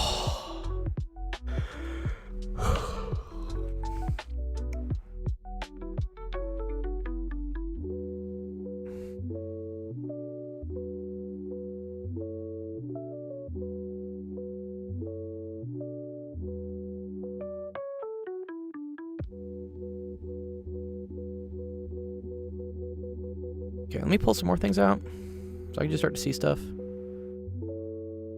So we have negative G. I'm going to pull out the B as well.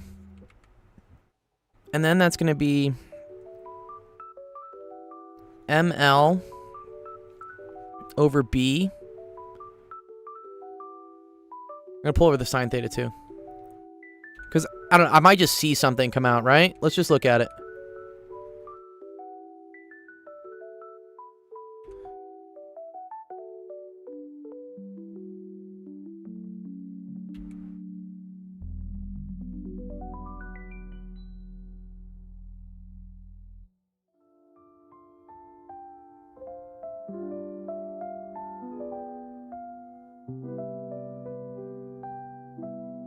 Okay.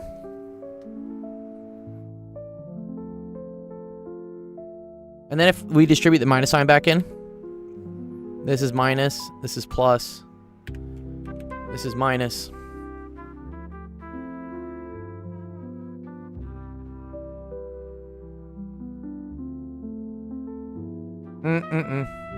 One sec. This has to have a sine theta on top. One sec.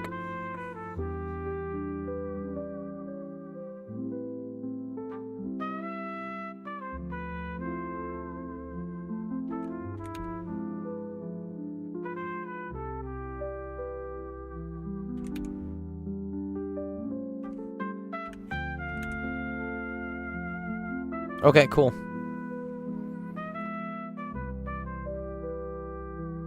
You do this in physics sometimes, man. You just, like, try to force it to look like the answer, and then try to draw some inspiration on, like, where it comes from.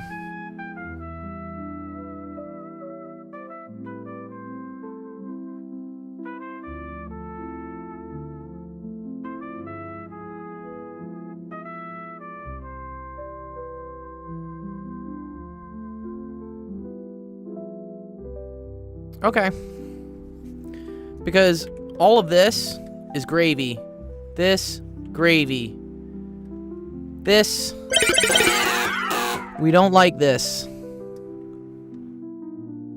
Let's see what we can do with L sine theta, or B over sine theta, maybe?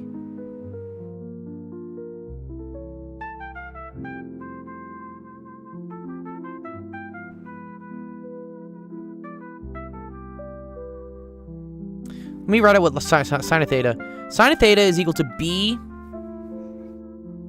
over X, right? Opposite of hypotenuse, but X is equal to L minus H. Right?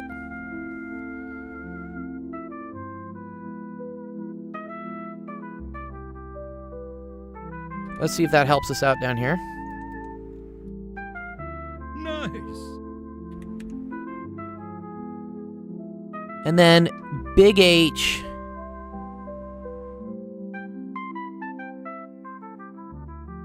oh man.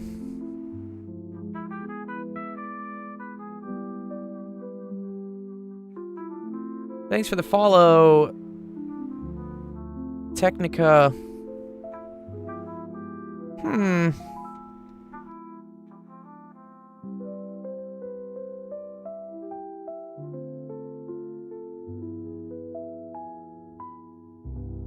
Because I see right here, man, if I plug this into here, we're going to cancel this, which is good. I need to go to 0, though, don't I, right? I need this whole term to just go away. How am I going to do that?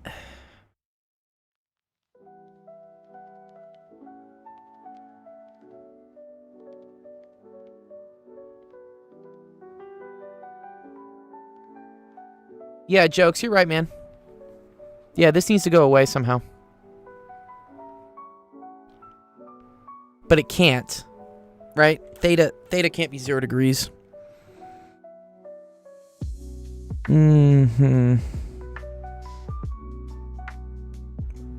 Because if we think about it, right? All these things are... Okay, so that means something's wrong with our algebra. I put the 0 here. I said this was 0 potential energy. Let's double check. Double check. Double check. So minus big M G big H minus little m G little h. Cool. I said tangent of theta is opposite of hypotenuse B over H. So H is B over tan theta. And that's where we get this. Okay, so this part is valid. Cool with that. Okay, let's do some other digging. Okay. I said that cosine of theta is equal to h over x. So x is equal to h over cosine theta. But x plus h is equal to L.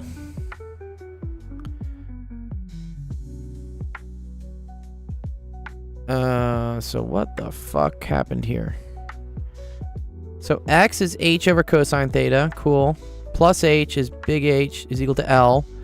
I multiplied everything through by cosine theta to get L cosine theta is equal to h plus h cosine theta.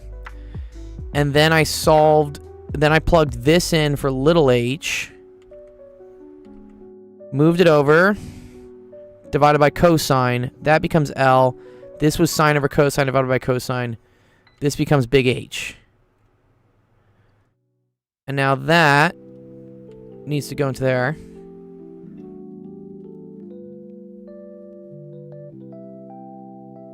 Yes. So I also agree this is correct. Okay, so I think we're good up to here.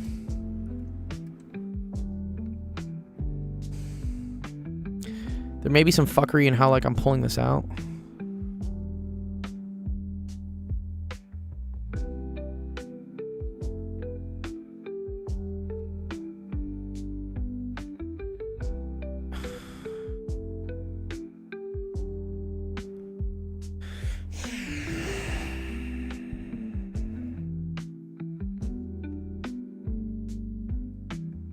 Unless physics is doing something here where we say, like, B is much greater than L.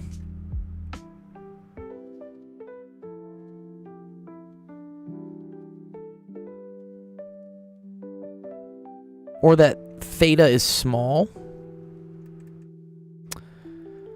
Okay.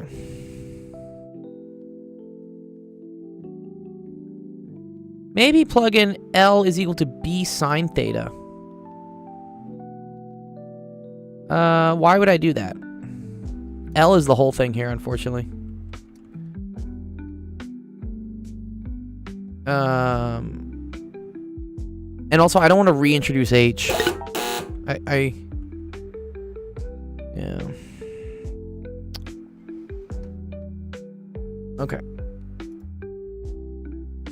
When in doubt, ChatGPT it out. Have you tried running this through ChatGPT? I'm curious. Or do you have solutions?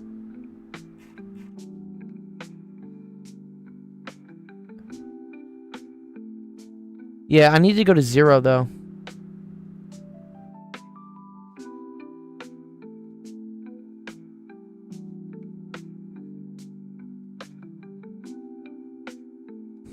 I'll leave this for people to look at.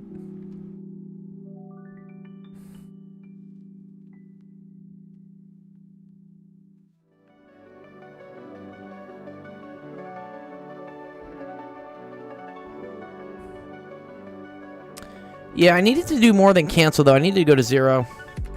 What's up, ChatGPT? My girl. We're gonna put on the big thinking cap.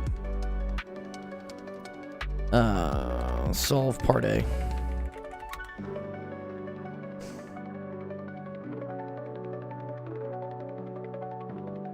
I got close. I'm so close. I want to see if there's just like some trickery. Yeah, I don't see any mistakes either. Well, I mean, it's in the question though, right? The question says that this should be the potential energy.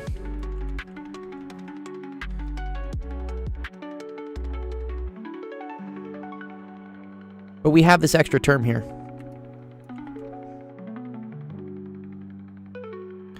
Considering string geometry. Analyzing the thing.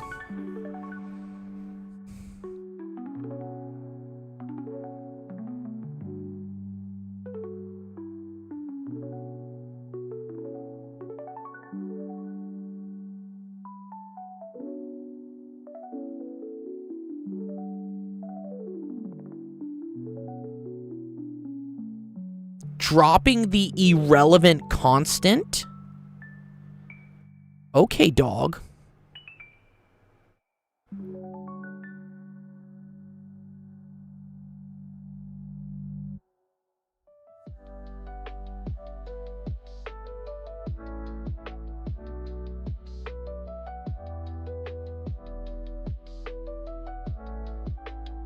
Okay.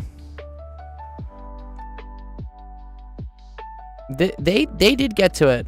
Let's see.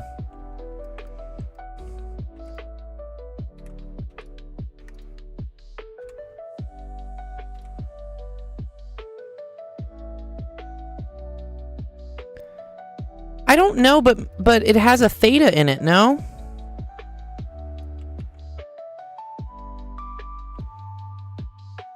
Unless, okay, here's my question though. I get it. Okay, now I understand what's happening.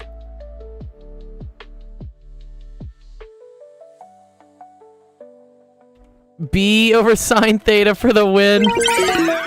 Okay. Yeah, so what I tried to do is I tried to pull sine of theta out of all of this. Okay. I get it. We were very close. I was getting too fancy. My bad. Okay. Let's just multiply it all through. Watch. So you get negative GML plus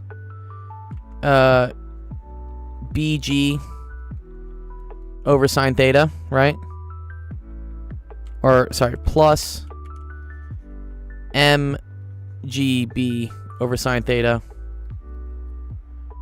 minus MBG cosine theta over sine theta. Yes, okay. If you multiply it all out here, Derek, this, before I pull the sine out of everything, this is a constant. And with potential energy, constants don't matter.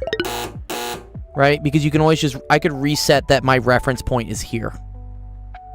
Right? That like wherever it's 0 potential energy, so this goes away. Okay. And now that I'm at this, yeah. The problem is that like I tried too early to pull the sine theta, and I also pulled it out of this.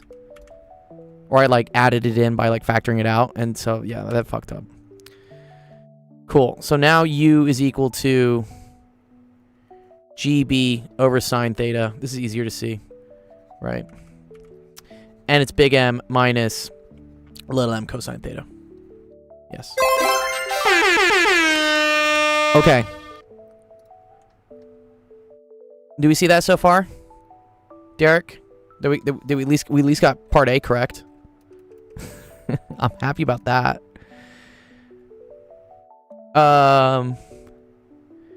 By differentiating u theta, find whether the system has an equilibrium position. Okay. So what? They want me to do like dd theta of this, basically?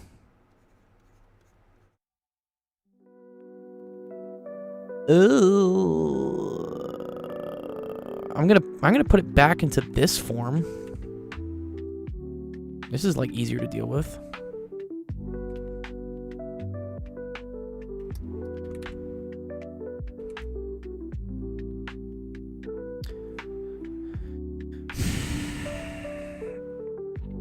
Well, so it's gonna be m.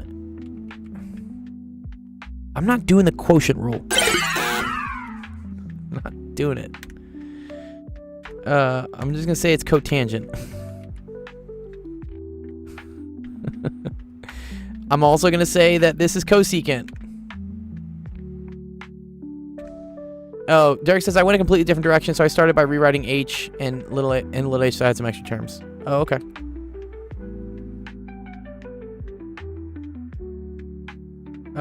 So this is cosecant theta.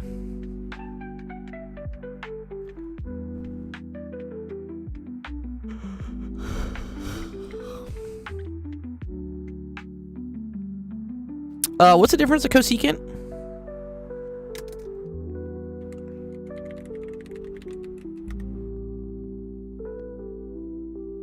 I just want these. Cosecant, cotangent, yeah.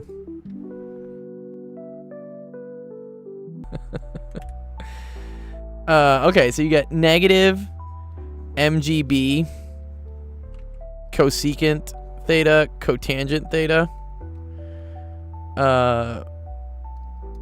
plus cosecant squared theta, or plus little mgb cosecant squared theta. And then I guess we're setting that equal to 0, right?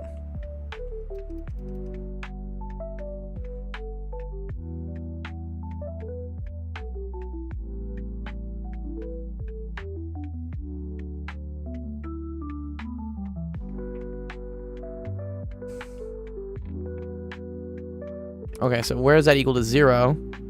So, first of all, GB, I don't give a fuck about all this, okay? So I get big M, cosecant, cotangent. I agree. I just didn't want to do the chain rule. Cosecant is 1 over sine. So that's cosine theta over sine squared is equal to little m sine squared theta. Oh, this goes away. Right? So cosine negative 1 of little m over big M. Cool? Which is I think what they got too. Yeah, nice. And then the stability, yeah, just take the second derivative of it. So you want d squared u d theta to be positive for stability.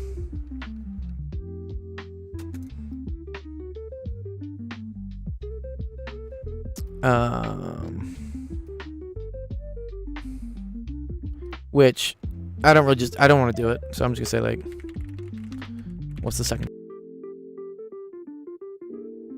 Bum, bum, bum, ba-dum, ba-dum.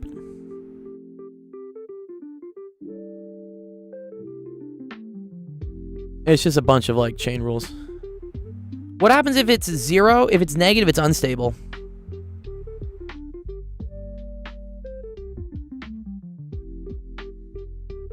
So yeah, definitely not stable if m is greater than n. Yeah, yeah, that's 100% correct. Yeah. So yeah, you can kind of think of it as like a ball, right? So if a ball is in a potential well that looks like this, right? That means when it goes up or it goes down, it has a restoring force that brings it back to equilibrium. Versus if your potential looks something like this, like a ball on top of a hill, if you push it a little away from equilibrium, it keeps falling. So this is called unstable equilibrium. And then I guess if it's like this is also like not stable, right? Because if I move it, there's no restoring force at all. I like to think of like just putting a ball on like a different type of hill or something. Bro, come on, dude. Why is ChatGPT taking this long to do a second derivative? Took a whole minute? There you go. Here you go, Derek. This is the final little piece here. So, yeah, you should go through and do the second derivative of this, but I'm just going to take a little shortcut and just show you what it is. So, this is the second derivative, Derek. And then if you plug in cosine of theta is equal to little m over big M, because you have a bunch of cosine squareds here, you get to this, and that's greater than 0, provided that big M is greater than little m, right? Yeah.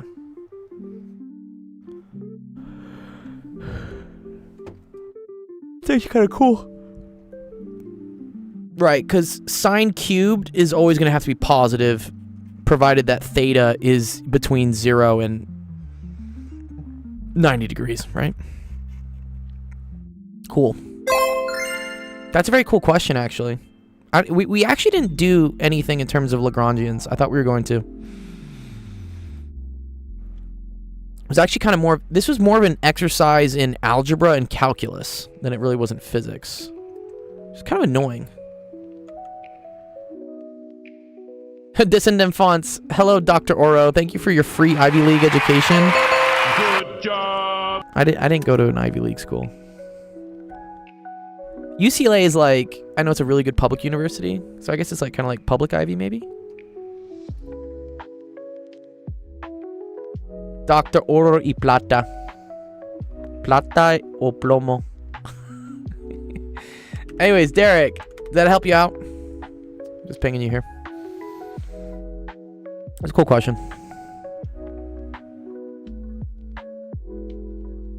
As we come up on the 3-hour mark.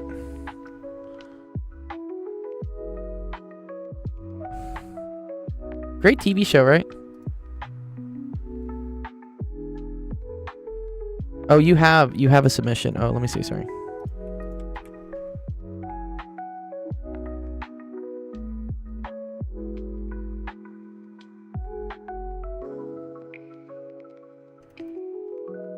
That's what a smuggler would say. I see. I see what you did. Yeah. Yeah. Yeah, try to not... Yeah, don't use the Pythagorean theorem.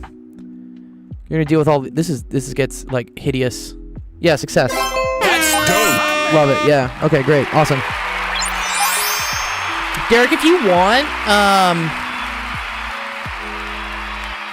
I mean, there will be a recording of this up for sure. I can also like share with you the ChatGPT link if you want. It has basically the same work, or you can rewatch what happened here, or you can join our Discord and I'll send you the screenshot. But there you go. Yeah, always try to go with the trig identities first, like sine, cosine, tangent. Don't. Pythagorean is like, it's good for like high school baby math, but in college those squares and square roots start to like screw you over. Okay, let's see Sibley, and then Ethan. I'll get you. If Ethan's still around. I know it's kind of late for him. Okay. The following function can be written as 2 of the following integrals. Yo, here's some math, Jeff. Math, you want... Math, sorry. Impressive. Yeah. Impressive. Jeff's about to be so happy. Let's see Paul Allen's card. Fucking get out on me now, Jeff. Okay.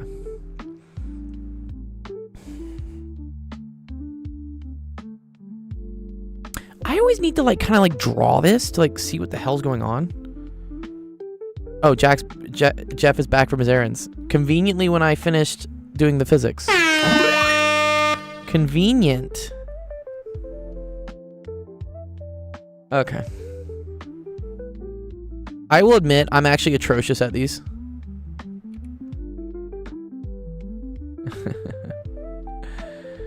Okay, this says z goes from 0 to 8 minus 2x.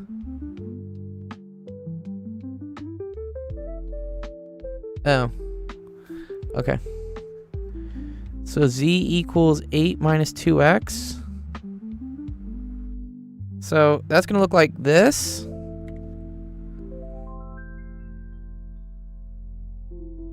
Where this is like 8.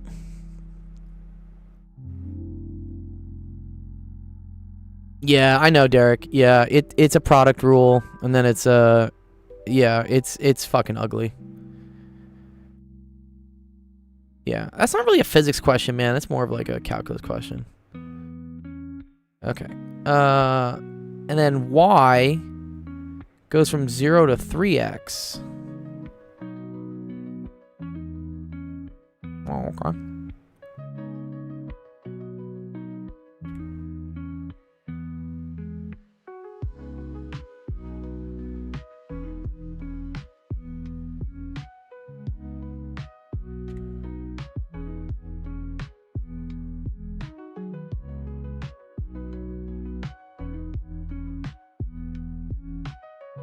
And then x goes from 0 to 4.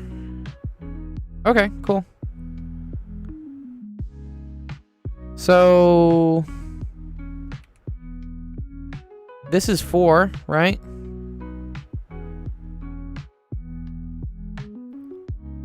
Y goes from 0 to 3x. So it's going to go out to like here, which is like 12.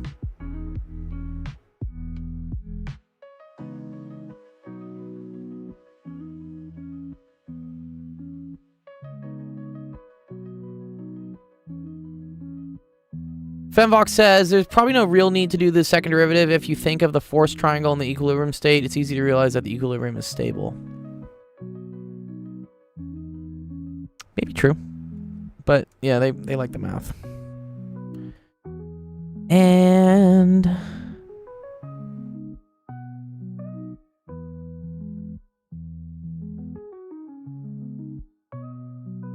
so I feel like we're shading this region.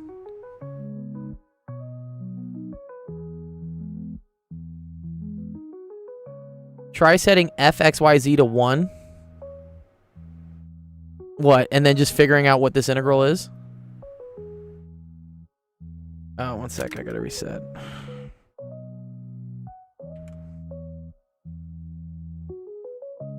Is this actually advice, or are you trolling me?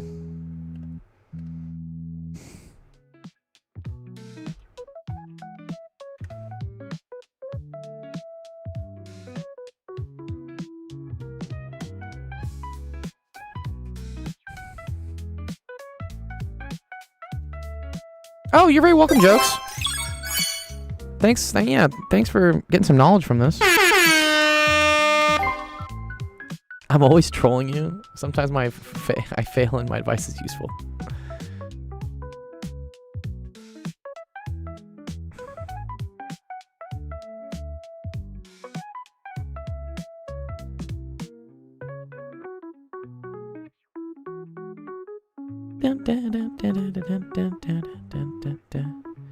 Okay, so let's think. Maybe let's just try to see why y is correct. Why 5 is correct.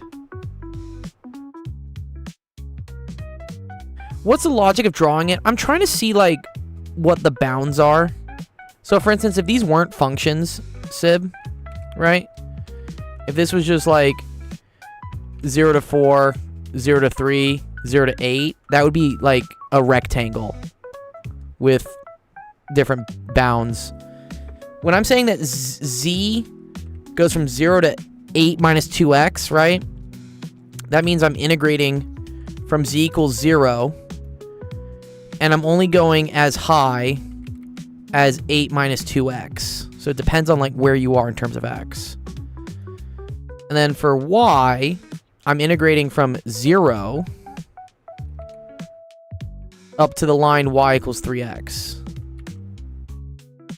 And then x is going from 0 to 4.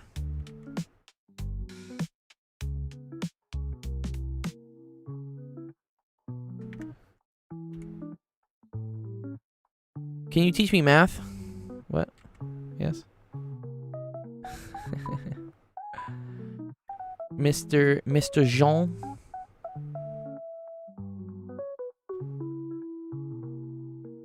So let's maybe like look at why this one is right. Rather than going, this is just a pain to go through all of these, Jesus.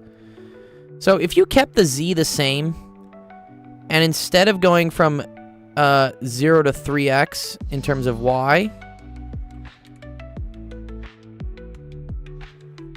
so if instead of integrating this way and then integrating this way, you integrated this way and then integrated this way.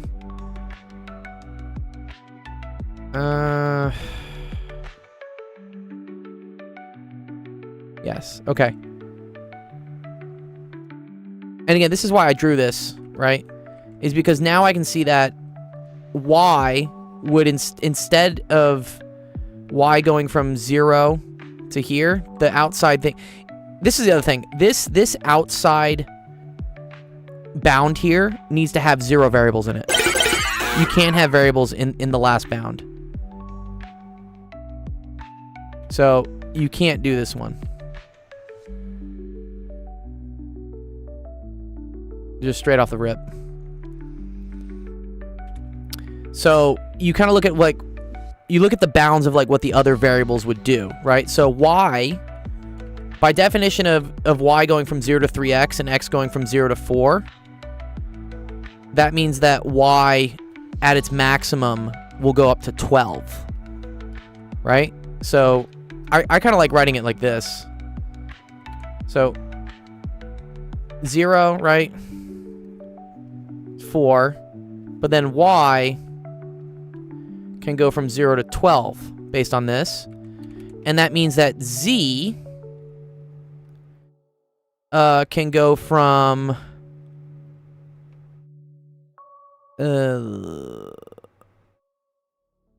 0 to... Oh, right, sorry. Z starts at 0. And it can go up to 8 minus 2x. So, the biggest it can go up to is at 8, right? Because otherwise, if x is something greater, then it's less. So, these are like the... If I were to enclose the whole thing by, like, a rectangle, that's what it would have. So, looking here, this is what I call, like, your maximum extension.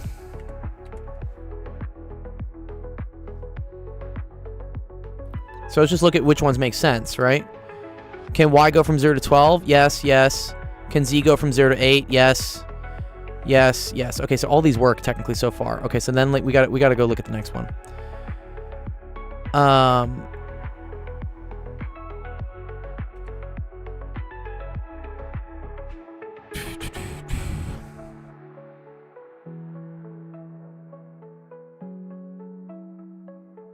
If you flip the first two integrals,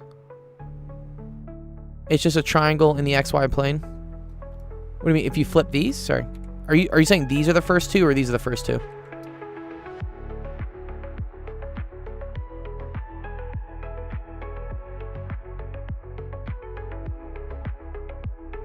The outermost. If you flip these two.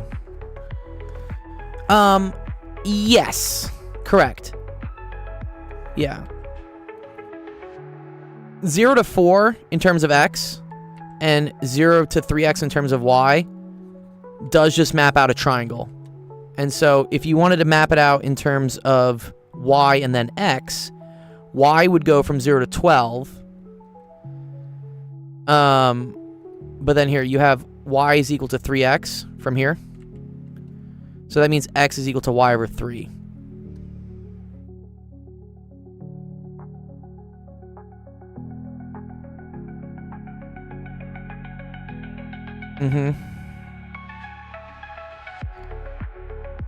So, Right. Now check for ones where the third integral is kept the same. Right, which is this one. Yeah, just right. So if this is the same as it is here, then I just need to worry about flipping these two. Which, this does it correctly. Let's see if this makes sense, though. Yes, x goes from y over 3 up to 4. Right, yeah. Because if y is 0, that corresponds to here. And then when y goes all the way up to 12, that corresponds to x going all the way up to 4. Okay, cool. So that's why this one's correct.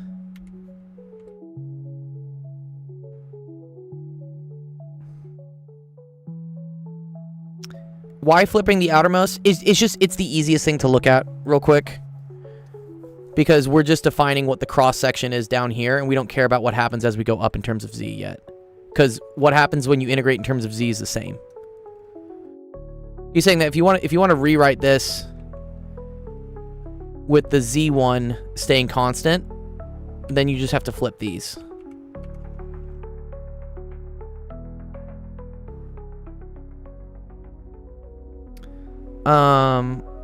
Maybe let's explain why the other ones don't work. The other ones are flipping like y and z. Like, holy shit, that fucks with me.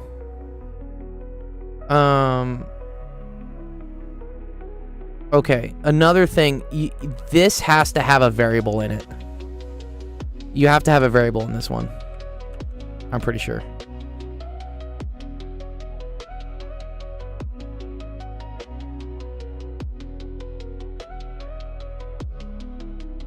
Now imagine x is constant and flip the innermost too. Yeah. Oh, so he's saying hold this, flip these. Now hold this and flip these. But we don't have any where this is held fixed, Jeff. So I don't think this can work. I think you have to have a variable in it. Like you want no variable in the outermost, and you definitely need a variable in the innermost. So we've eliminated two choices.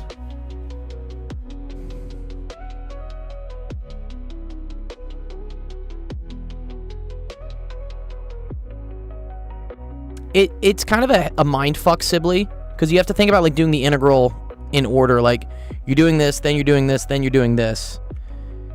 And you want all the function stuff to kind of happen first. You don't want to just integrate a line and then like start doing things. You want to get a cross section first, and then you want to take that cross section and then like just scale it.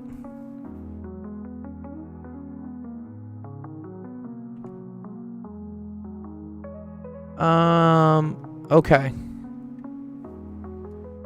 This looks okay to me. X equals y over 3 up to 4. Let's see why the z doesn't work, though.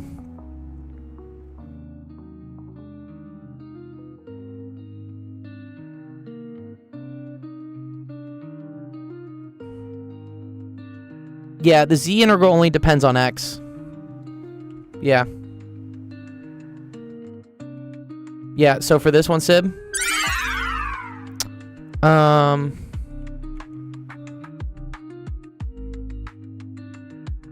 Yeah.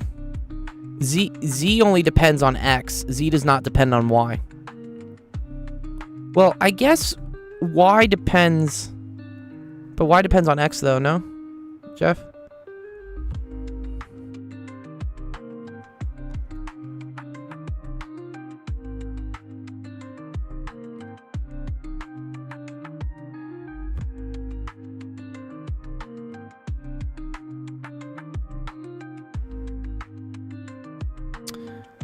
What is this teaching? What's the point? Change of variables is very important. It comes up a lot. It really does. Honestly, simply, this is something that like still like messes with my head. But it is very important to be able to change variables, because doing integrals in a certain order can be very difficult. But if you switch the order at which you're doing it, it's a lot easier. But you have to kind of like visualize how your bounds are changing. It's the same way when you were doing like the shell and the washers method. You know, like, you could, for instance, like, take this integral, or you could do it this way. Like, doing it one way versus doing it the other way makes a difference in, like, how easy the integral is.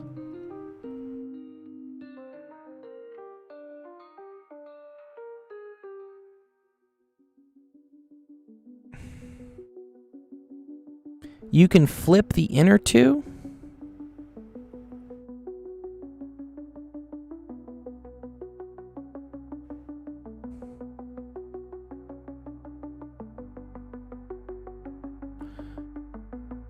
So let's see, 0 to 3x. Yeah, they transverse the same area.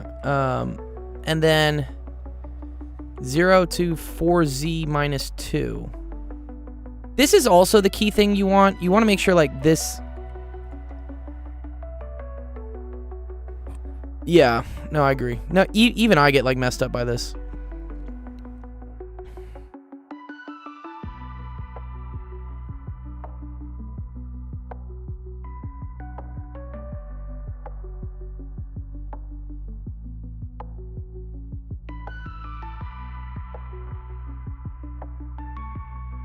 Okay, if y goes from 0 to 3x, which is what it already had, right? So you're like moving this one on the inside.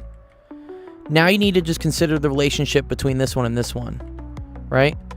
And from here, you get that z is equal to 8 minus 2x. So that tells you that z minus 4 is equal to x. And, or sorry, z over 2 minus 4 is equal to x. Did I do that right? Z goes 0 to 8 minus 2x. Oh, sorry, it's negative. Sorry. So, yeah, okay. Yeah. Okay. So, yeah. Here's the main thing. So, between z and x, this is vector calculus. You know that z has to go in between. You know that z is equal to 8 minus 2x. Like, this is a bound, okay? So if you solve this for x, you get that 2x is equal to 8 minus z, or that x is equal to 4 minus z over 2. So that's how you relate x to z. So now looking here, x is going to go from 0 up to its maximum extension in terms of z, which is 4 minus z over 2. That's what we said here. And then z finally traverses from 0 to 8, because that was the maximum extension here. Okay, so that's why that one works. Okay, so I understand why 6 works. I think I understand why 5 works as well. Because you held this, and then you just switched these around. Why do these two not work? Okay. Let's maybe think about that. Okay. Yes, there's not a relationship between z and y. Yeah, this is the relationship. So you can't do this. This doesn't work. I was serious about it? Yeah, I'm sure you were.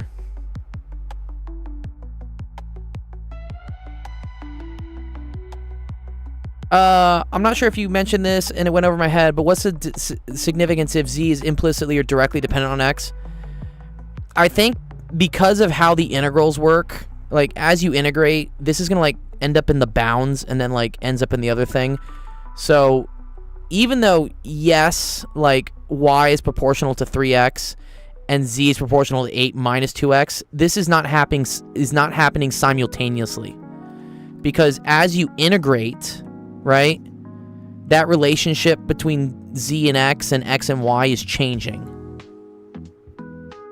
as you go up, right? Because down here, yeah, sure, the cross-section looks like a nice little triangle like this. But up here, for instance, right, now this leg has shortened, okay? And so I feel like it just starts looking different.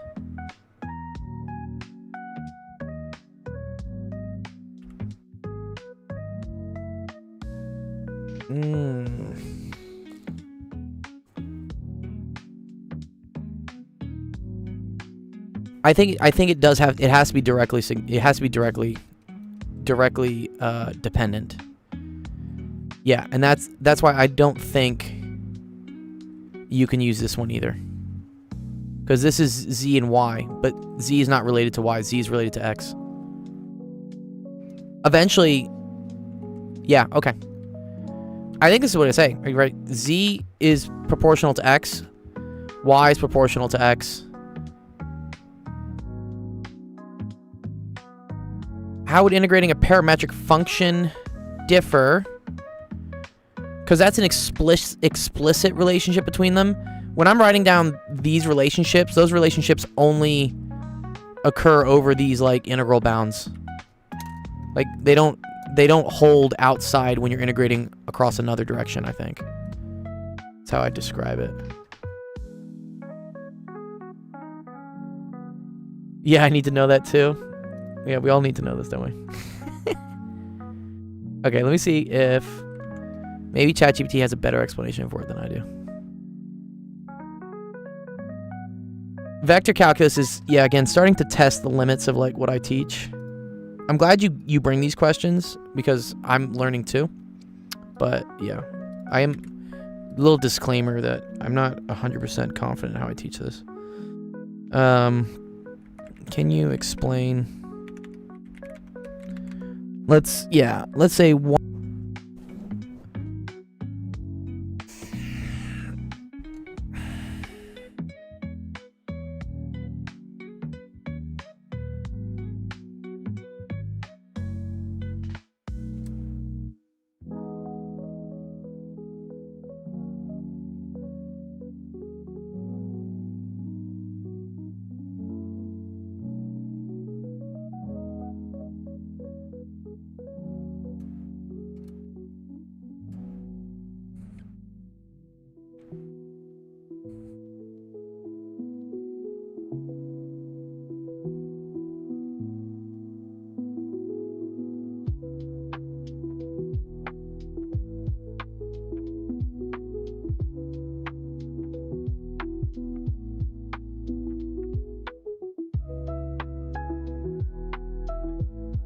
Wow, it's taking a while.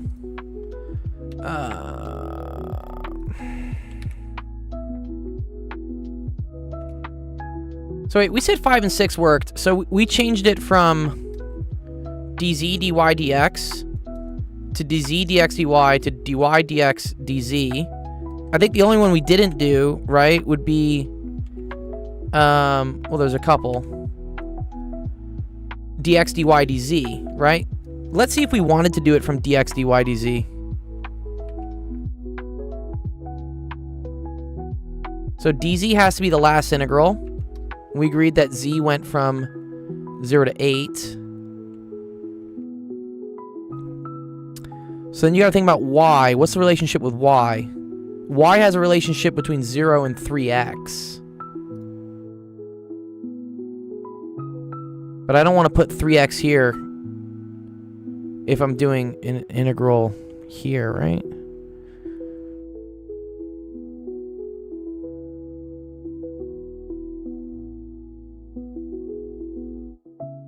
This I agree with. I agree with x goes from y over 3 to 4.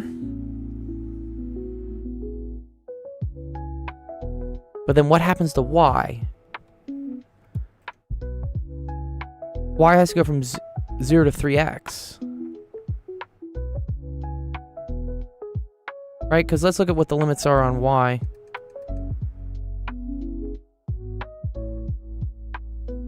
Oh, y in terms of z.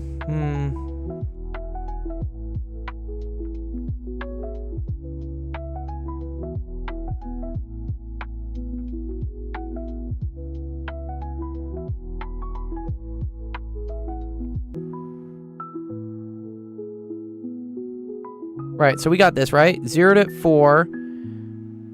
Y is from 0 to 3x. Z is from 8. Sorry, let me, so you can see more of it. Sorry, there you go. Z goes from 0 to 8 minus 2x. When you integrate in the order of dx, dy, dz, fixing dz, so fixing z, gives that, oh. That x has to be less than 4 minus z over 2.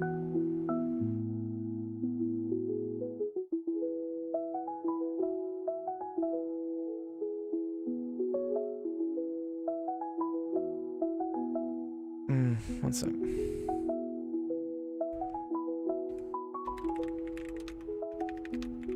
I hate when, like, ChatGPT fucks up the latex, dude.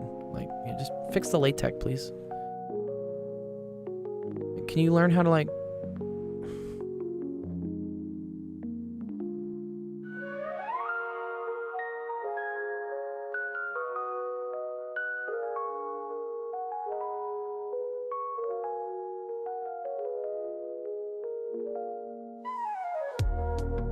So this would be the correct one. Oh, okay.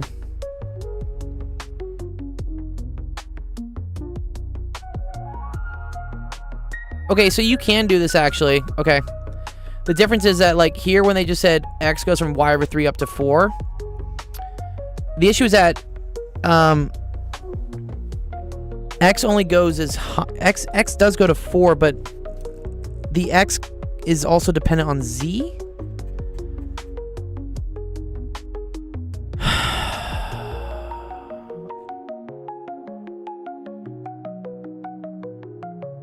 Which was from here. Oh, yes. Okay, okay. Yeah. Okay. If z goes from 0 to 8 minus 2x, then x goes from 0 up to 4 minus z over 2. Oh, okay. That's why this is wrong.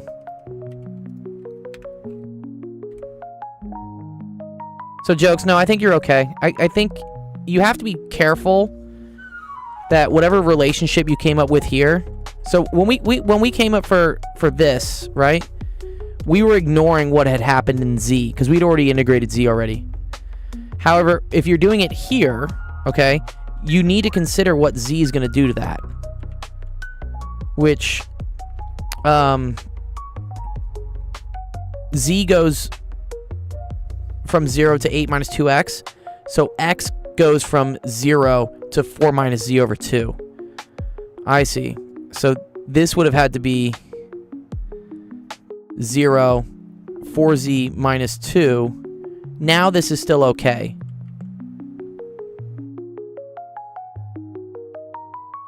Because y goes from 0 to 3x. But x is equal to 4z minus 2.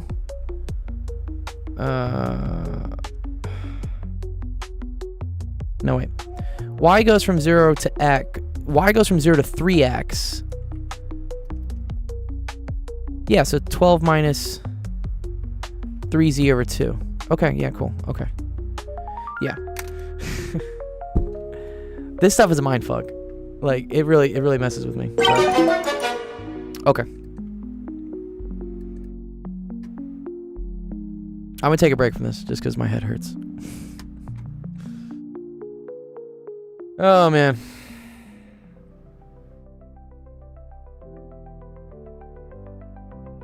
Yeah, you're welcome. No, I need to get better at this stuff. Vector calculus is like one of these things I want to get better at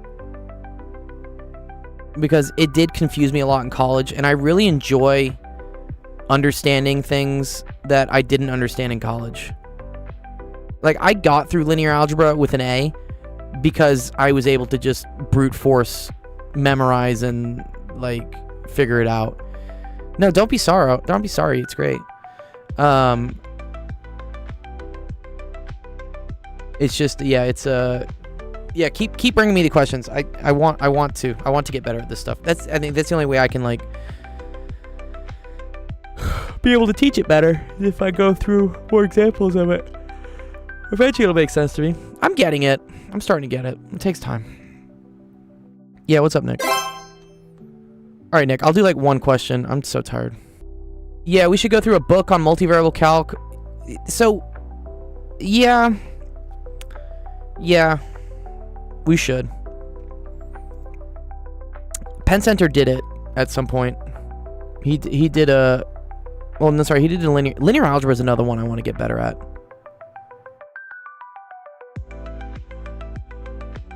First of all, I got to do Ethan's question first. Yeah, Ethan's been waiting. I'll do Ethan's. I got you, Ethan. Don't worry.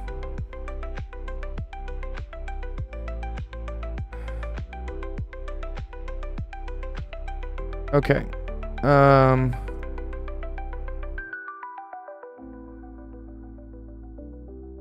Hello. Is it my turn or? Yes, it is your turn. Just. You're good. All right. They want me to do that at the same time, linear algebra? Yeah, don't do that. Don't do that, Sib. Don't do linear algebra and multivariable at the same time.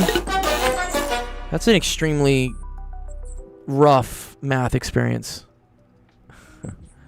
Yeah, so, like, Pentagon, can I just give you a quick backstory? Yeah, give me the quick Like, backstory why I'm because asking. I'm fucking tired. But yeah, what's up?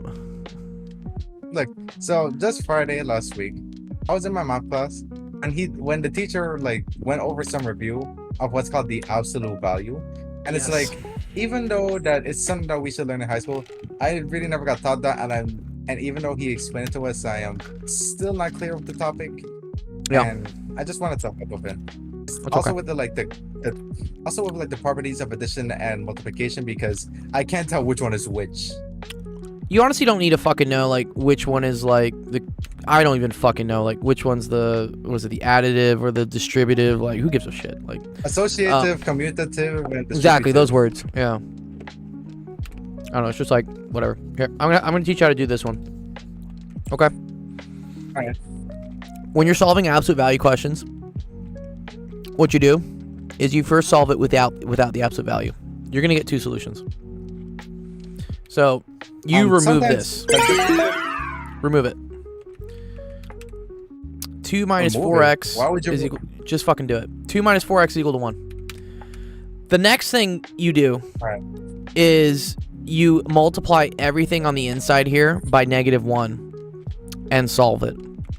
So that would be -2 minus 4x, so that's plus 4x, is equal to 1. Now you have two equations. Now you solve your equations. So that means moving over here. So I get 4x is equal to 1, x is equal to 1/4. Yes, Jeff, you could do that as well, but sometimes there's other shit over here, and so I just tell students multiply everything inside by -1. Wait, Now you get is it always 4x negative one is for everything? Yes, multiply everything inside by -1. So then you Alright, get x is equal to 3/4. Correct, Jeff. You are correct. Okay, these are your two solutions. You can go check it if you want. It's always good to check. So if you try plugging this in, Alright. right? 2 minus 4 times 1/4. That's 2 minus 1, which is equal to 1. If you plugged 3/4 in, you get 2 minus 4 times 3/4. This cancels. So you get 2 minus 3, which equals -1. But there's an absolute value around all this. So that also gets you 1. All right then. Nice. Okay, good job. I'll explain the math adding stuff next time, Ethan. I will do these with you. I'll do these with you next time. Yeah, it's okay. All right then. I also wanted to say something. What's up? So how do I say it? It's like I'm trying to put the words together, but it's like okay, you know order of operations, right? Yeah, PEMDAS? PEMDAS. It's like I heard that my math teacher currently is he also teaches chemistry, but the thing is that he did get even though he was teaching us order of operations today, it's like he kind of made a mistake with one of them, and I was just slightly worried that like whatever these people are saying, like not people in my class, but like some people said that they get the worst teacher and then they can't even teach. I'm worried about that. Not saying he's bad, but I mean, it's okay. You probably made don't like he made like one mistake. That's okay, dude. People make mistakes. yeah, people I make mistakes. It's just that I keep overthinking. Yep, me too. But I just hate the fact that I have to overthink the whole thing. I just want to do my course and just pass and learn, of course. Yeah, you want to learn. Learning is great. Okay. One last thing. What's up? You know, just last night, I can't even believe I just barely got first place, you know. You got first. Oh, yeah. Yeah, you did really well in the chess. Like, you did really well in the chess, and you did really well in the Jackbox. I just barely made it. Yeah. Well, we still got the talent show Finally, coming up. Ricky just loses number one. Yes, I know. Yeah, you are impressive, Ethan, with like how you can come back from like to get first. God damn it, Jeff. Okay, Nick. Here we're gonna do these two questions. I'm gonna do these two for you, and then I'm ending the stream. Yo. Okay. All right. Total cost of 30 pencils at 18 cents a dozen. Used to be in chess club at the middle school, but no, it's okay, Sib. Yeah, that's the only way you get better is by getting beaten. You know. I lost every single game of the chess tournament last weekend. I did not win a single game, but I learned. So. There are some really smart students in my Discord that are really good at chess. Okay. The total cost of 30 pencils at 18 cents a dozen, 12 paper pads at 27.5 cents each, and 8 boxes of paper clips at 5.25 cents per box. Okay.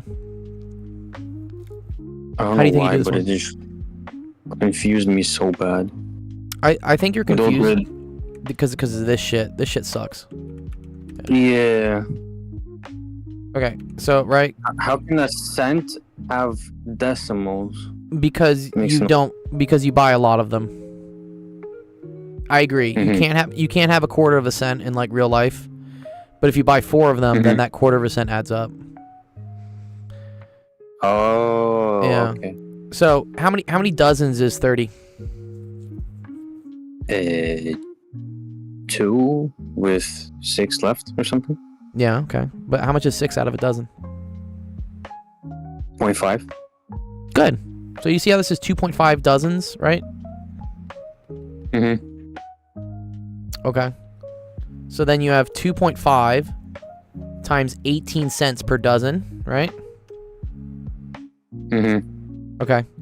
Plus 12 at, you can say 27.5 cents. Okay, so that's going to be this. That's going to be 0.275.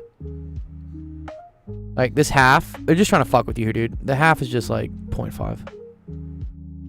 Mm-hmm. Okay.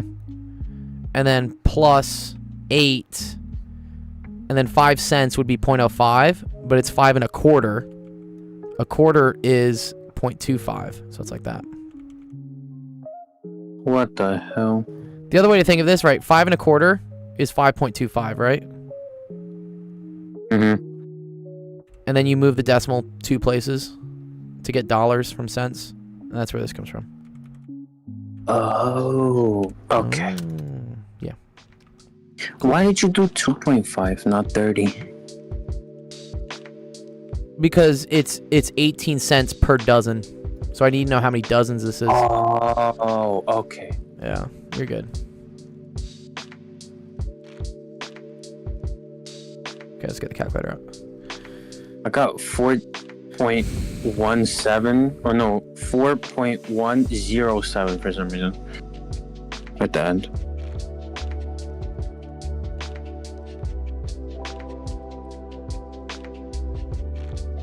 Uh, 4.17, I agree.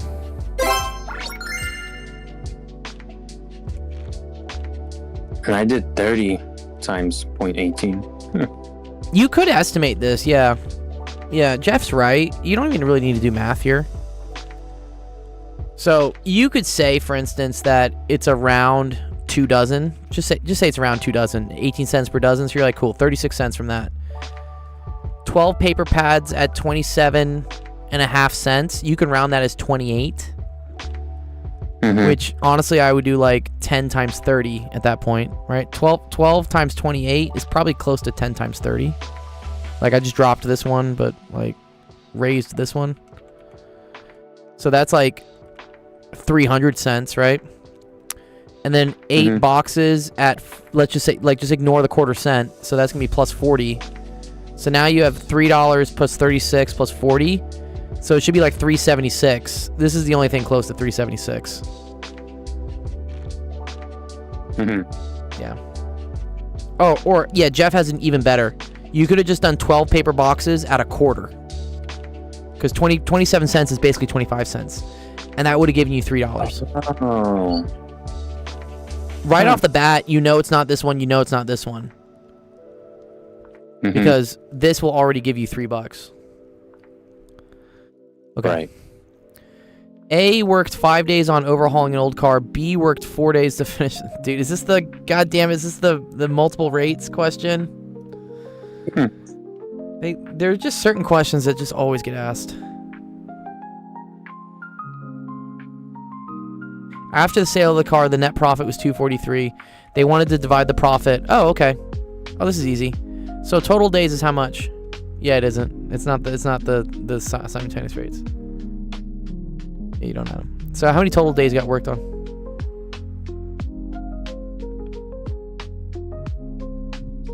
9, right? Nick? You have 4 days here, 5 days here. Total days is 9. So A worked on 5 of the 9 days. B worked on 4 of the 9 days. So this should be the percent of the profit they get. So A's share of the profit should be 5/9 times 243.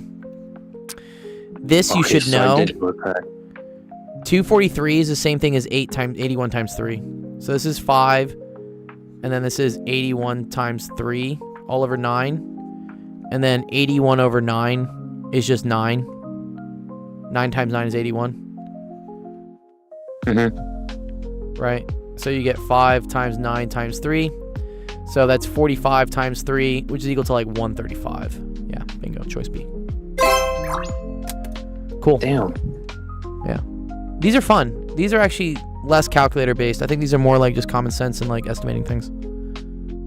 Is this for a different exam? Yeah, this is for the court officer. Wait, no, you mean the correction officer? We've been doing court officers now. Yeah, correction, yeah. Okay, so the correction officer seems like more like common sense. The court officer was just reading so many tables. Surprise, motherfucker. I was just so upset, dude. Just reading so many tables. For some reason, the correction has almost all the same word for word, number for number as court officer. Oh, okay. Yeah, I mean the government's lazy. They probably wrote the same exam. Yeah. And there was a little bit of the trackman also in there. Oh, okay. Yeah, there's only so much like government math they can test about, honestly. That's how it works.